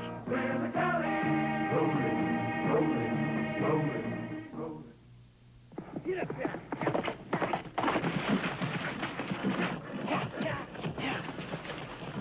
Get up there. Hi, this big man here, he runs on hay at Aquapura. But this baby, she runs on gas. And that's where STP gas treatment comes in. You just pump it in your tank, and it goes to work cleaning your carburetor. It's powerful stuff. Open your mouth and say, "Ah, sweetheart." See what's new today. Introducing the third generation Monte Carlo. The third generation of a highly successful personal luxury car. Its highly original styling opens new dimensions in affordable luxury and in comfort. With more rear seat headroom, legroom, and hip room than last year's Monte Carlo, the third generation Monte Carlo. Drive it and put a little distance between yourself and the crowd. Well, the Denver Nuggets with a 12-point lead, and Denver trying to get into the playoffs with a win today, and our coverage of the exciting NBA playoffs began on Friday, April 14th, 11:30 Eastern Time. Still a lot to be decided who's going to be in there. Yes, we really don't know who it will be. Milwaukee, Golden State very close. If Milwaukee loses today, they will be tied. Los Angeles only 1 game up on Milwaukee. It's still wide open. Denver, they're still fighting for a playoff berth right now. Got a foul away from the ball. That'll be Anthony Roberts, number 21, picking up his second foul, and Houston will take it out of bounds. It looked like, John, that Houston was making a move. Then they got a little careless. Houston was right there, but then they let up just a little. It was either that or Denver tightened up, and they knew that they were a little too close, so let's play the D and put some points on. Murphy gets one. You know, Houston is only shooting a very, very poor percentage in this game, and now they're starting to pick it up a little bit. Maybe with that, we'll turn the corner for them.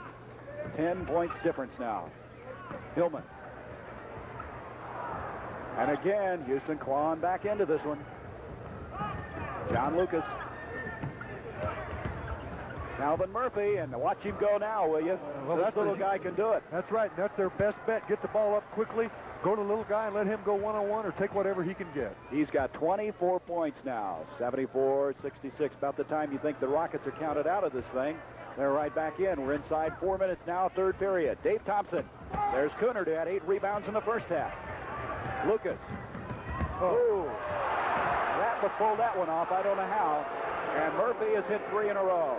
Well, Lucas in that situation trying to go to Ratliff, figuring he's in a little closer, but I think I would have given the ball over to Murphy right away the way he could shoot. 26 points for the little guy. Inside Issel, boy, is he tough.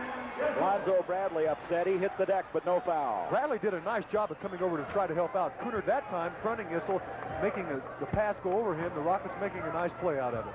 20 points for Issel, who did not score in the first period. 76-68, Cunard, he likes that hook. Nice play.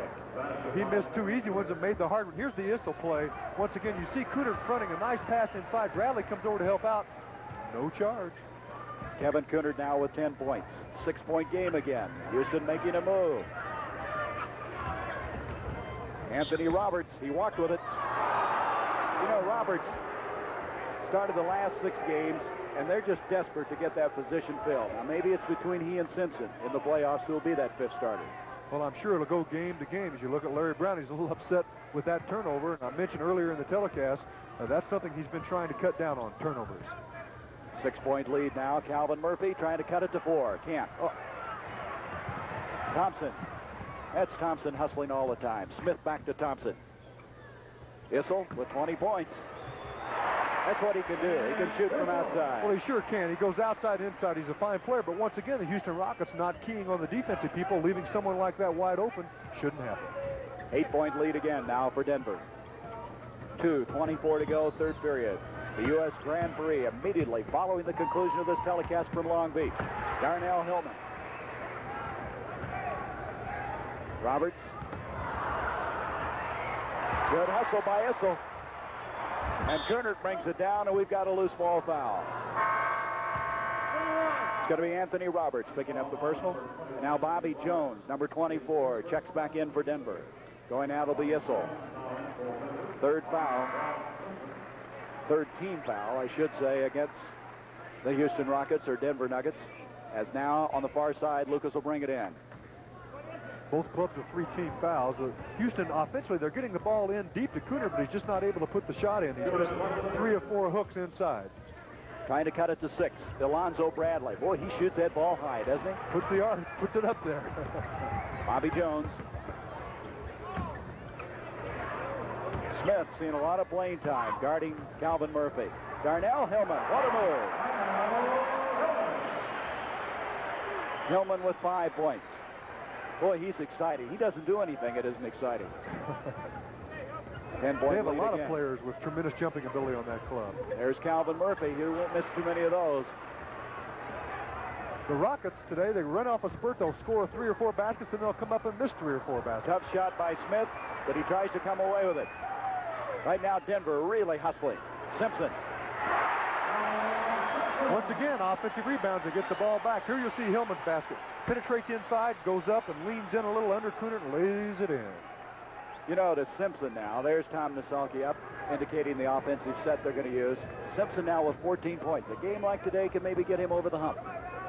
Yes, obviously he needs something. He doesn't feel that confident. Once again, Bobby Jones comes out, intimidates the ball, deflects it, and makes the steal. So after cutting it to 6, it's now a 12-point lead, and Denver throws it away.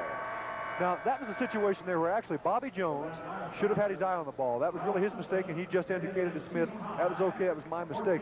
But by the same token, Smith shouldn't have given him the ball at that particular situation. Allow Bobby Jones to get down, get set up, call an offensive play, and run something. New York Knicks by 2 over Washington. Both those teams now already have clinched a playoff berth. Mike Dunleavy, number 31, has checked into the game. Bradley having a tough time with Jones. Dunleavy. Cunard trying to follow, and Hillman brings it down. 26 seconds remaining. You see it now on the screen. Bobby Jones. He hit the backboard or the upright. I guess he's all right, though. Boy, I tell you, Jones just continues to put the pressure on you inside. Boy, he's hurt, too. Last night they said both knees, both elbows, his wrist, and he just now ran into the backstop. And he's not in the best of health either. No, he isn't. He has really had a tough year, but what a gutty performer. They feel he might be the key to this team. When he gets 15 points a game, they win. That's right. When he scores, they win. That's right. So there's the end of our third period of play. The Denver Nuggets leading by 14 points, 84-70. We'll be back with the fourth period in a moment.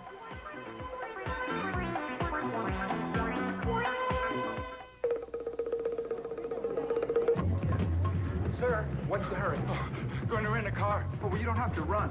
Gotta run. Oh, no, if you had an Avis Wizard number, you could walk. Walk? Call toll-free and let our Wizard system do the running. Just show a major credit card, license, sign, and get the car. I don't have to run through airports? Not with Avis. I can walk through airports. We try hard, Avis, we don't know another way. I'm walking through airports. The NBA on CBS will continue after word from your local station. This Saturday is more than another day. It's the date for the premiere of the bright new comedy, Another Day. Enjoy it here on CBS.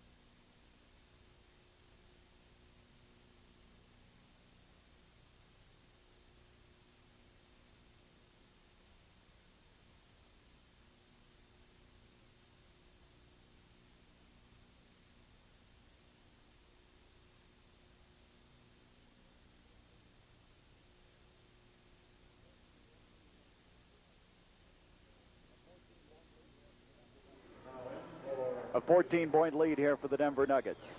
Well, last we checked, the New York Knicks were leading Washington by 3 points. Want to be sure and stay tuned now for the MVP award at the conclusion of this game as John and I are getting together. Let's check on that Knicks-Washington game in Landover, Maryland. We welcome our Houston-Denver viewers here in Landover, Maryland. The Washington Bullets in the white uniforms. We're down by 4 at the half, down by 13 in the third period, rallied back to trail by 2. And right now they're down by 4 as they have Larry right to the free throw line. This is Don Quickie with Gus Johnson, the Knicks in the blue uniforms. That's how it stands in the third period at Denver. The Nuggets leading the Houston Rockets, a team that knocked off the 76ers their last time out. Houston did that last night. Ray Williams tries to go to the basket, and they call him for a travel. Very good move by Charlie Johnson. He did a little acting. He didn't call a foul, but he took one large step right there. And the official, Earl Strom, was right on the play. Tell you, Willis Reed's decorum is most admirable. He's settling everybody down on the bench and not letting anybody shout at the officials. Willis had a little problem earlier. Well, it's awfully close in the game. A technical right now could be a very turning point. So we're going to have an inbounds play now coming in for Washington as the ball was tipped away by Knight. Knight's got good quickness. He's a rookie from Notre Dame. I like him. Very impressive ball player. Larry Wright looks inside. Here's Rakel blowing the whistle. And now Willis is up. Very good call out here by Bob Rakel. Willis shouldn't be on the floor. That's a technical foul. Right here's the play. Kupchak leads across the middle, slows an elbow. Now they get the technical foul on Willis Reed, which is well-deserved. They may throw him out of the game. Kupchak did throw an elbow, which is not legal to do. That's how the trouble started up Thursday night. I don't think really Mitch meant to throw it, but whenever you're going across that middle, guys are pulling on your pants, they're holding on to your waist. You're trying to give your arms free so as you can catch the ball and turn around and shoot it quickly because you don't have much time. Charlie Johnson misses the technical foul with 9:32 left to play. It is the Knicks 91, the Bullets 87. Willis Reed went out on the floor, and you called it, Gus, and he got the T sign. Well, Willis knows that he shouldn't do it. He's trying to calm his players down, but at the same time, he gets excited and has to remind himself.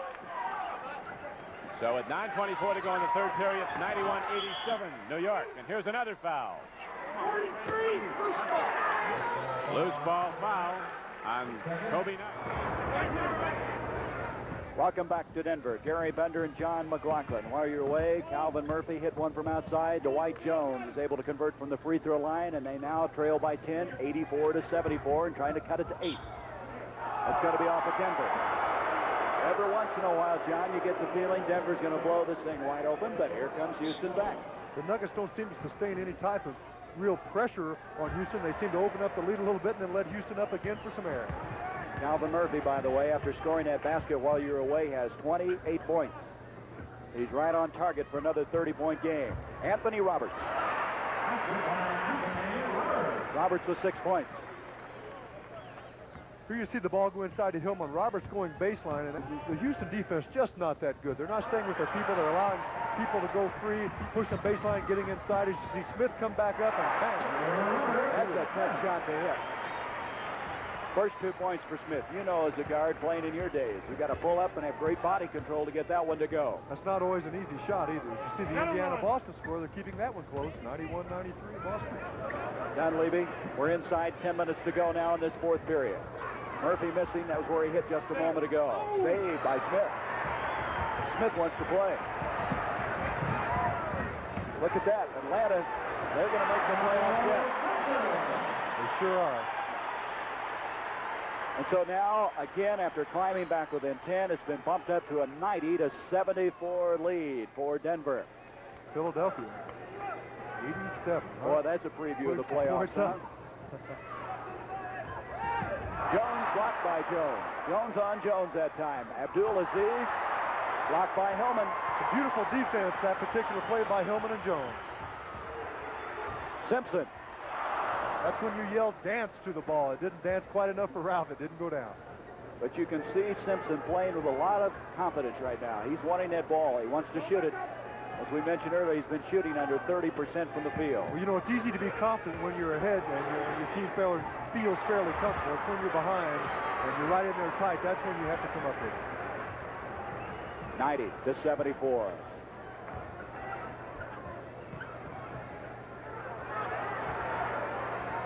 Darnell Hillman. A little long. Don't have to be very tall to get that rebound, do you? Broken up by Smith. He's fouled and it'll count. Smith is playing a very fine game, not only offensively. As you see this, he takes the ball away from Calvin just before that. Puts the ball up to Jones. It's very quick. He gets a little push behind by another Jones and have a potential three-point play. Well, that was Dwight Jones' fourth foul. You know, it'd be interesting to know how many layups in the course of a season Bobby Jones gets, wouldn't it? Well, it certainly would, and that's why the great shooting percentage. And any player that has a high shooting percentage normally is not just a good shooter. In a lot of situations, he may not be a great shooter. Wilt Chamberlain, for years, led the league in field goal percentage. He wasn't a great shooter, but it was a great percentage shot, and that's a dunk. You know, Jones in the second half has 13 points. He has 18 for the game. 93-74. Alonzo Bradley, Thompson on him. Houston now trying to get their offense working. Lucas outside. Lucas, an outstanding tennis player, and that left-handed shot. 8 points for him. Well, his outside shot was somewhat suspect. He's been working on it quite a bit, and it's coming around very nicely. And, of course, he would be so much better if he had a Rudy Tomjanovich to be passing to. And that's Tom Lagarde. Another offensive rebound for Denver, and again, Houston just not being aware of keeping them off the offensive board. Tom Lagarde, who's been slow recovering from that knee surgery he suffered in his senior year at North Carolina. Steal attempt by Jones. What an effort. Little overlay there. Bobby Jones once again playing the passing lanes very nicely and going after it. Here you see him going inside with the left hand, but watch Tommy Lagarde right there, just puts the ball up. Well, Bobby Jones is going to come out. Bo Ellis comes in, and the crowd is on their feet applauding. Apparently they know they can win a playoff berth today also. Bobby Jones, what an effort. He just plays himself into a puddle every time he comes into a game. He and Dave Myers of Milwaukee remind me of one another. Not physically strong, but they give you 120 every game. There's Dwight Jones following a missed Cooner shot. 95-78. There he is. Bobby Jones, fourth-year man from North Carolina. David Thompson. Got a foul coming up against Houston. That's against Bradley, and that's 5 on him. Alonzo Bradley. Tom Nosolke feels that this young man and Robert Reed, they've helped themselves in this year's rookie season for both of them. Well, they're very obviously getting a lot of playing time. That's bringing them along, and rookie couldn't ask for a lot more than that. Milwaukee's gotten back on top, John. Big game there. All these games are big anymore. All these clubs fighting. Every game's important. It could go right down to the last game of the season. That's what it's all about. And a week from today, we'll wrap up the regular season of play with NBA regional coverage. And then the playoffs, starting April 14th. Dwight Jones. Oh, man! McLeod comes away with a loose ball foul will be on Kevin Kunert. And that'll be 5 on Kevin Kunert. So both Kunert has picked up 5, as has Jones. So we've got a delay in the action now with 6:58 to go. 95-78. The U.S. Grand Prix after this game. The American family is constantly changing, and that can be rough on a TV. But not on Sears Sensor Touch TV. It changes channels with a touch of a finger. And right now, it's on sale at Sears. Save $100 on this 19-inch tabletop model, or on one of these 3 beautiful consoles, all with a durable solid-state chassis and an electronic tuner with no moving parts to wear out. Save $100 now on Sears Sensor Touch, the TV built for changing families. I can't believe they can do it for $19.99. Installed? The aluminized Sears muzzler is only $19.99 installed. And read the muzzler promise. Sears promises that the muzzler will last as long as you own your American-made car. Or return it for refund or replacement free. And if Sears installed it, they'll install the new one, free. Well, you can't beat that. I think it's fantastic. It's a great promise. Sounds like one heck of a good deal. The muzzler, only $19.99 installed. Only at Sears. Well, guys, call it a day.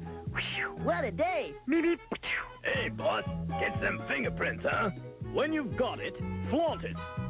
Float like a butterfly, sting like a bee! Give me some dirt, boss. Yeah, but keep it clean. Kawasaki, let the good times roll. Good night, guys. Good night! Hey, what was the boss before he was a Kawasaki dealer? He was a ventriloquist dummy. I don't know if this guy is checking his stock report or what the situation is, but Denver right now having things their way. Let's go now to San Antonio for the Sixers and Spurs game. Welcome those of you who've been watching Denver and Houston. Here, Larry Keenan has just scored to give San Antonio back the lead. It has been changing hands rapidly here in the hemisphere. 7 minutes for the game. Julius Erving to come back. McGinnis is short, and it goes out of bounds. It'll go to the Spurs. San Antonio trying to beat Philadelphia for the first time this year, and they've got a chance. Up by 1, 6:57. Mo yelling instructions. Erving back.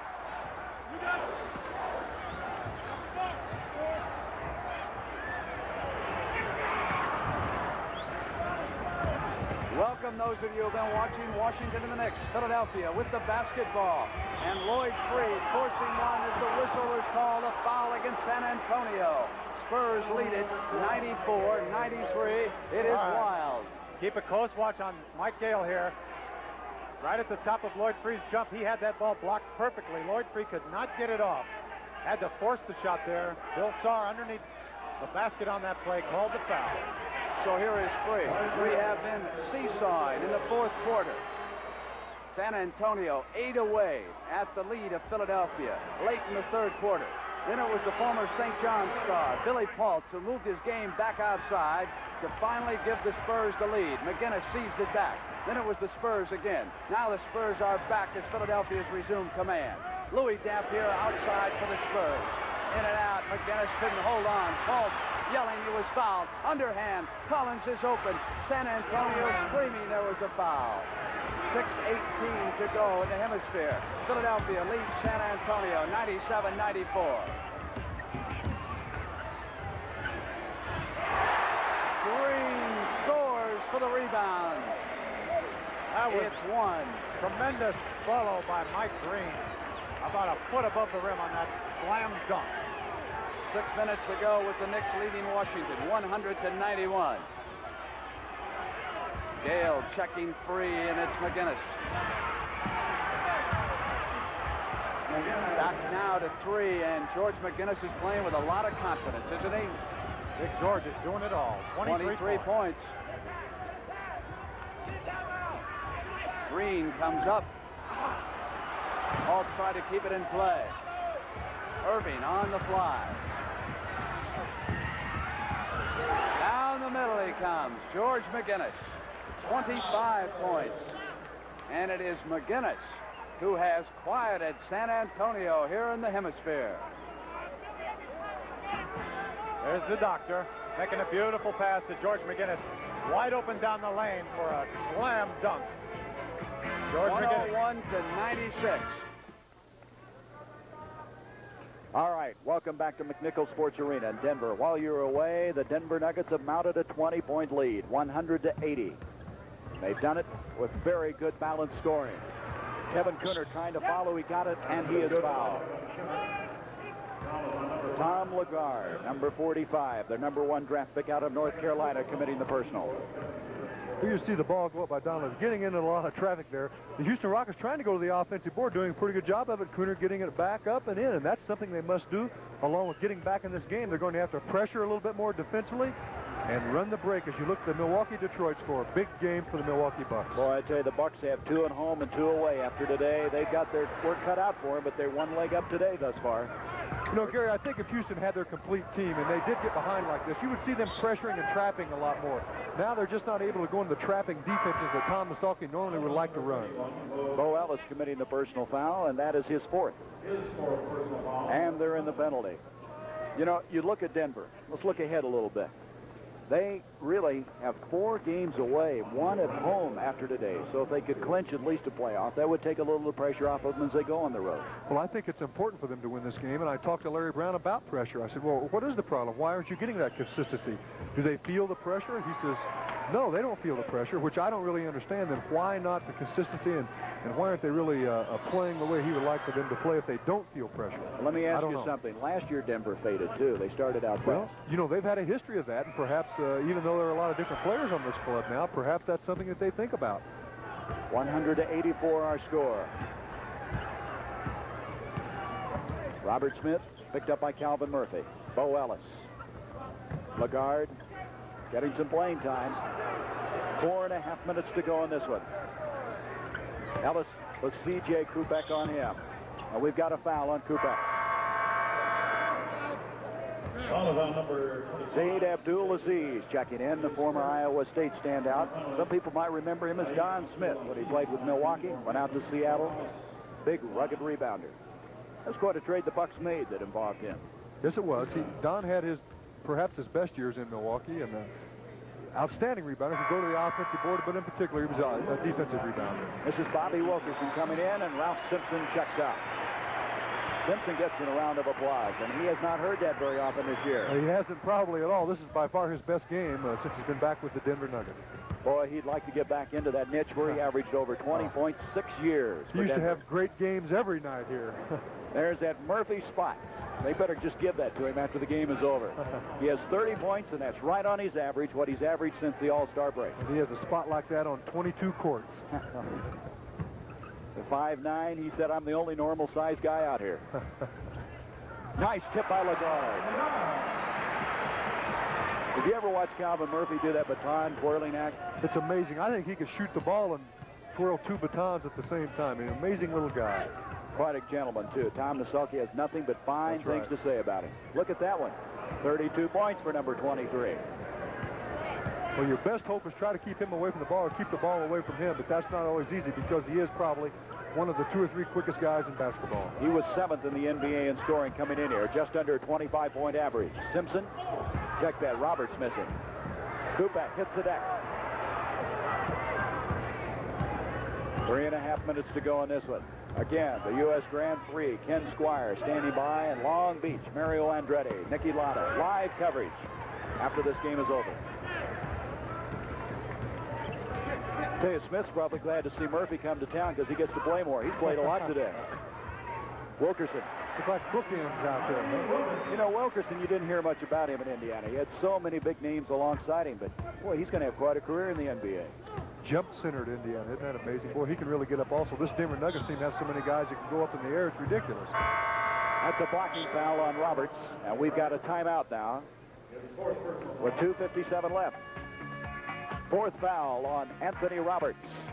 So the Denver Nuggets are just 2 minutes and 57 seconds away from clinching a playoff spot.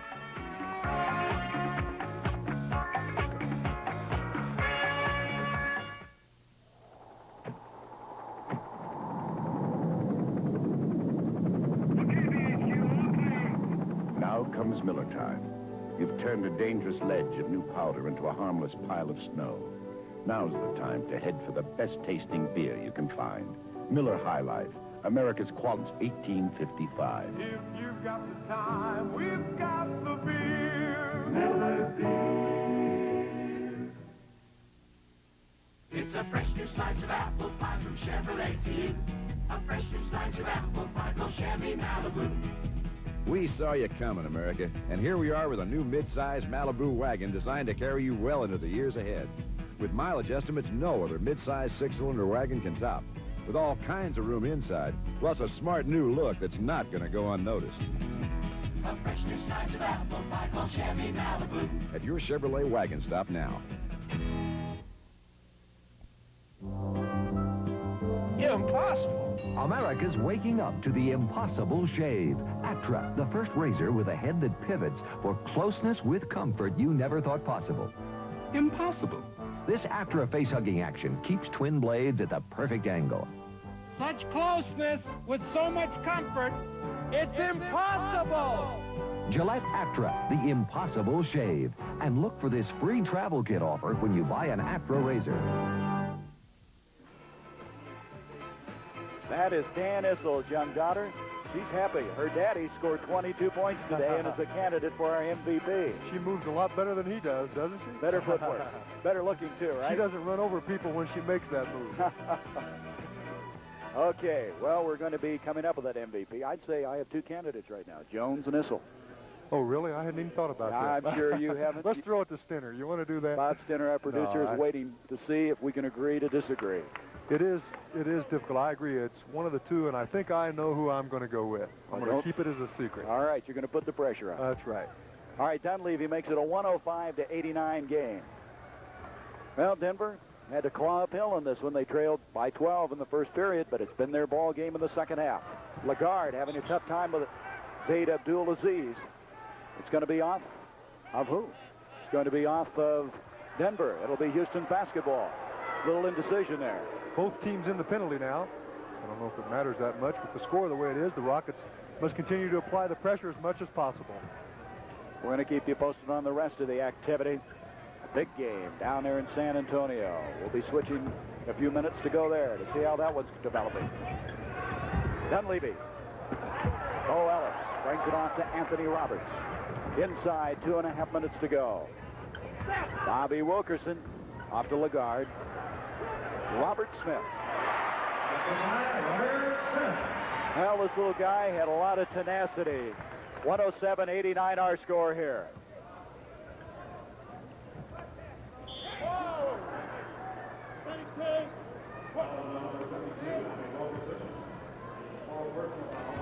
$107-89. The Denver Nuggets looking for victory number 45 on the year.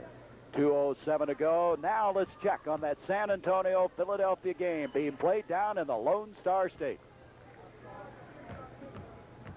Welcome those of you who have been watching Denver and Houston. This is a dandy. Keenan for San Antonio, but traveling was called. San Antonio trails Philadelphia 107-105, 152 left. Billy.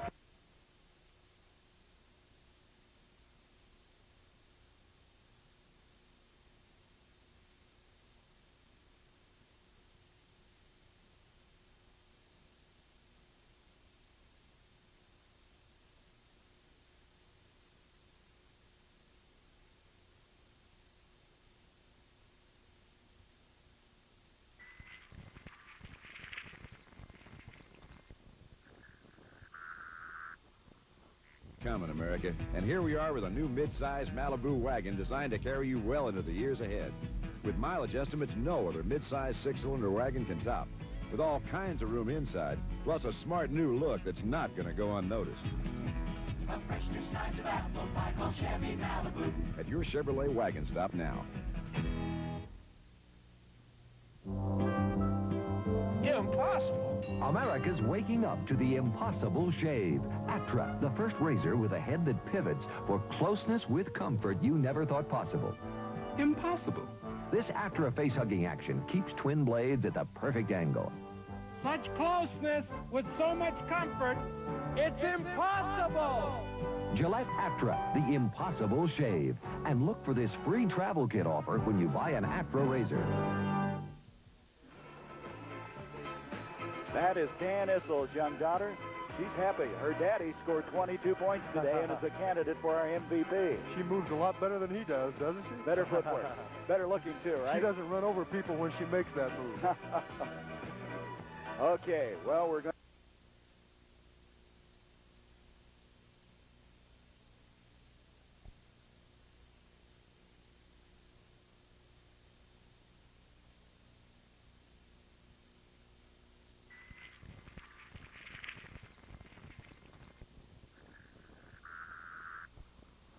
Coming, America. And here we are with a new mid-size Malibu wagon designed to carry you well into the years ahead.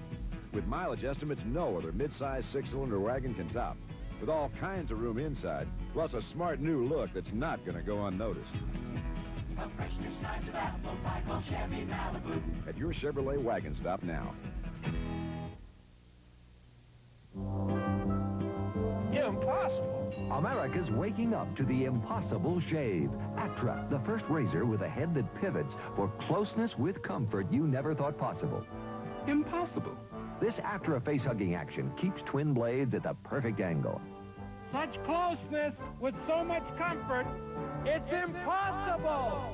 Gillette Atra, the impossible shave. And look for this free travel kit offer when you buy an Atra razor. That is Dan Issel's young daughter. She's happy. Her daddy scored 22 points today and is a candidate for our MVP. She moves a lot better than he does, doesn't she? Better footwork. Better looking, too, right? She doesn't run over people when she makes that move. Okay, well, we're going to be coming up with that MVP. I'd say I have two candidates right now, Jones and Issel. Oh, really? I hadn't even thought about that. I'm sure you haven't. Let's throw it to Stinner. You want to do that? Bob Stinner, our producer, is waiting to see if we can agree to disagree. It is difficult. I agree. It's one of the two, and I think I know who I'm going to go with. I'm going to keep it as a secret. All right, you're going to put the pressure on. That's right. All right, Dunleavy makes it a 105-89 game. Well, Denver had to claw uphill in this one. They trailed by 12 in the first period, but it's been their ball game in the second half. Lagarde having a tough time with it. Zaid Abdul-Aziz. It's going to be off of who? It's going to be off of Denver. It'll be Houston basketball. Little indecision there. Both teams in the penalty now. I don't know if it matters that much, but the score the way it is, the Rockets must continue to apply the pressure as much as possible. We're going to keep you posted on the rest of the activity. A big game down there in San Antonio. We'll be switching a few minutes to go there to see how that one's developing. Dunleavy. Bo Ellis brings it on to Anthony Roberts. Inside, 2.5 minutes to go. Bobby Wilkerson off to Lagarde. Robert Smith. Well, this little guy had a lot of tenacity. 107-89 our score here.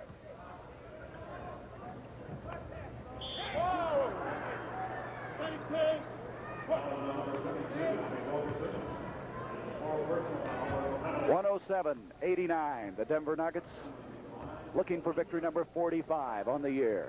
2:07 to go. Now let's check on that San Antonio-Philadelphia game being played down in the Lone Star State.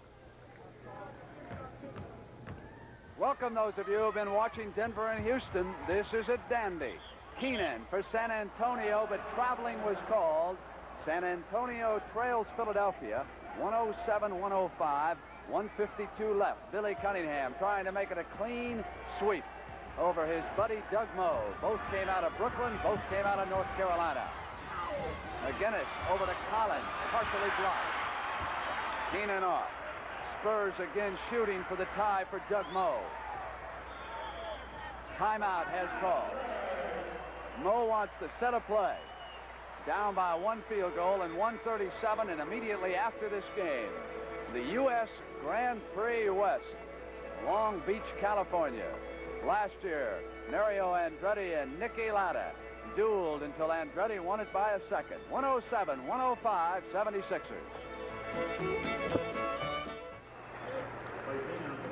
All right, there's our scores. We wind down now. You see the time remaining. 1:38.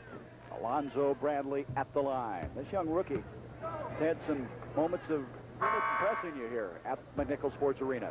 Ed Ratliff coming in for Calvin Murphy. So Calvin Murphy checks out with 32 points. There's Ratliff. The leading scorer as far as Denver is concerned, Issel with 22, Jones with 18, Simpson with 19, 17 for Thompson. Good balanced scoring for the Denver Nuggets. Foul on Bo Ellis. Ellis has picked up a bundle of fouls in this game. That's his fifth. John McLaughlin standing by. Will be interviewing our MVP for today's game. Also, we will be talking hopefully to Calvin Murphy. As he's going in, blocked by Bobby Wilkerson. Houston will reset it. Houston with the next worst record in the NBA, but you can understand why, because of the many, many injuries that they've had. Dunleavy. And Dunleavy makes it 107-94. Bobby Wilkerson, Ratliff on him, Tom Lagarde. Big husky guy. Ratliff comes away with it. We have a minute to go. Drew back with Ellis on him. Dunleavy and Abdul Aziz. So now let's switch back to San Antonio. An update on the Sixers and Spurs. Welcome those of you watching Denver and Houston. Here you're going to watch San Antonio go for the tie. Mike Gale with control against Lloyd Free of Philadelphia. Spurs down, it is Gervin inside who passed it back, and Oberding. Mark Oberding took the pass from Gervin. 107 all. Oberding comes out. They're going to overplay McGinnis right now. He's been red hot. Look at Oberding. They've got to try to deny him the ball. He's got his confidence. They want him to go that way. They get him in there. He gives it back on the pass as Collins is rolling. And it's going to come up the other way. San Antonio will go for the lead. Here's George on the outside, taking the baseline. Now watch. Gervin underneath gets good position on that play. George McGinnis runs into him, knocks him down. Makes up defense. Lead Washington 110-107. 44 seconds to go in that one. Here we're tied with a minute to go. 107. The two best teams in the Eastern Conference. Gervin and Collins. Offensive foul is called. That is 5 against George Gervin. His fifth foul. And I would have to say that on defense, Doug Collins has more than held his own against George Gervin, and the key has been the effectiveness to draw the charge from Gervin. 3 offensive fouls against Gervin, but Philadelphia turns it over, and the Spurs will be able to come down. 46 seconds, tied at 107. That's the problem, Brent. When you've got one guy out in front dominating the ball all the time, the other guy's standing around. Lloyd Free just bounced it off his foot instead of passing the ball. Fultz gave it right back to the corner to Mike Gale. Gale has it hit by Free. Fultz. Shot clock is a factor. Oberding again. Got it at the buzzer as the shot clock goes off. Now they want timeout, but McGinnis came up, and now McGinnis calls time. He wanted to get court position, so they were screaming for timeout. It was McGinnis against 5 players in white jerseys, just dribbled it right up. Timeout has been called. 109, 107, 16 seconds for Philadelphia to tie San Antonio.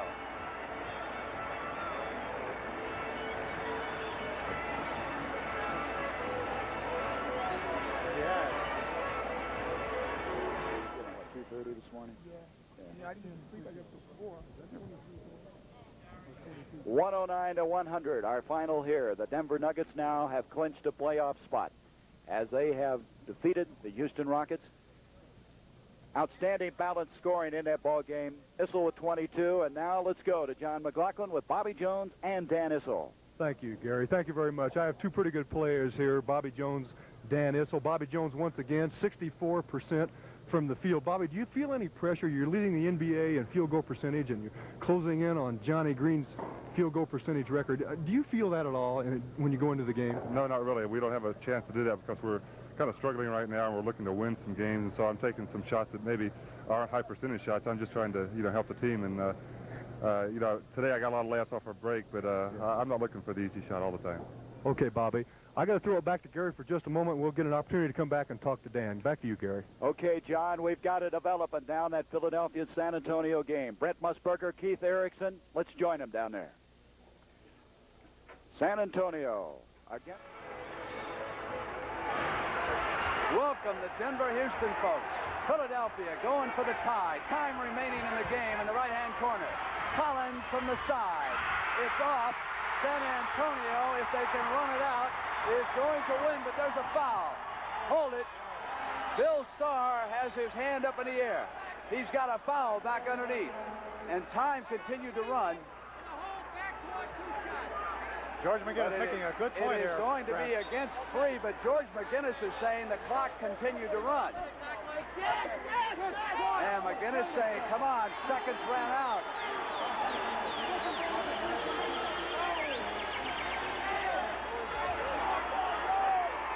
All right, let's watch this again. 7 seconds.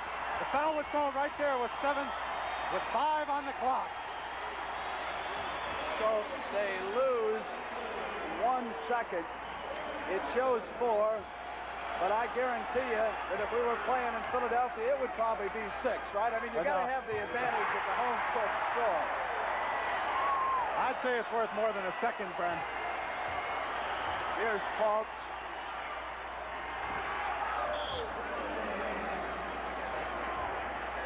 With the 76ers just over that penalty limit. So 4 ticks of the clock left. A 4-point lead. And Philadelphia will try to score quickly, probably arch a long pass and then get a turnover. I've seen some very strange things happen in this league with just 4 seconds remaining. San Antonio with a chance to beat Philadelphia for the first time this year. And that really sets up the drama for the playoffs, doesn't it, with these two teams favored to reach the final of the Eastern Conference. And, of course, right after this game, we'll have automobile racing, the U.S. Grand Prix West, live coverage from Long Beach, California. And that's immediately after this. Keith Erickson, have you decided about your most valuable player yet? Well, I like Billy Fultz in this game, Brent. I think he's done a heck of a job.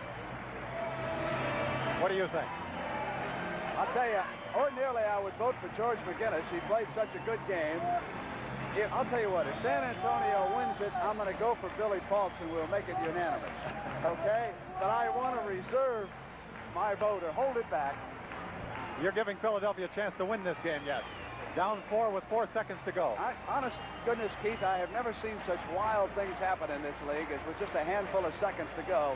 The key thing is that the clock doesn't start until the ball is touched by a player on that pass, so it's not when you throw it inbound. Well, Philadelphia is going to try and go inside and get a 3-point play. I would say that one of the big guys is going to take that ball and drive it to the hole, try and get a 3-point play, and then they're just going to have to steal the ball immediately. If they can't steal it, they're going to have to foul and hope that the San Antonio player misses the free throws. Brent, like you said, anything can happen at this time of the game. 4 seconds is a lot of time. But they are confident in San Antonio that they have beaten the 76ers for the first time this year. They are on their feet. Everyone is standing in the hemisphere. San Antonio has their big lineup in the game. Mike Green and Billy Fultz, Olberding and Keenan. Collins looking. It'll be McGinnis. Dribbles once. In and out, and that'll do it. San Antonio beats Philadelphia 111 to 107.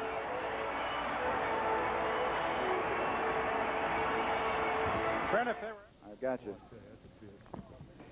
Well, the Chevrolet Most Valuable Player Award goes to this young man, Bobby Jones. The reason? 18 points and 8 rebounds. So the Chevrolet $1,000 scholarship will be awarded to North Carolina on behalf of Bobby Jones. For John McLaughlin, this is Gary Bender saying goodbye from the Nichols Sports Arena in Denver with a final score. Denver winning 109-100 over the Houston Rockets. And remember, don't go away because next CBS Sports brings you live the U.S. Grand Prix West to the streets of Long Beach, California. Last year's winner, Mario Andretti, will be defending his victory where he finished in front of Niki Lauda by less than a second.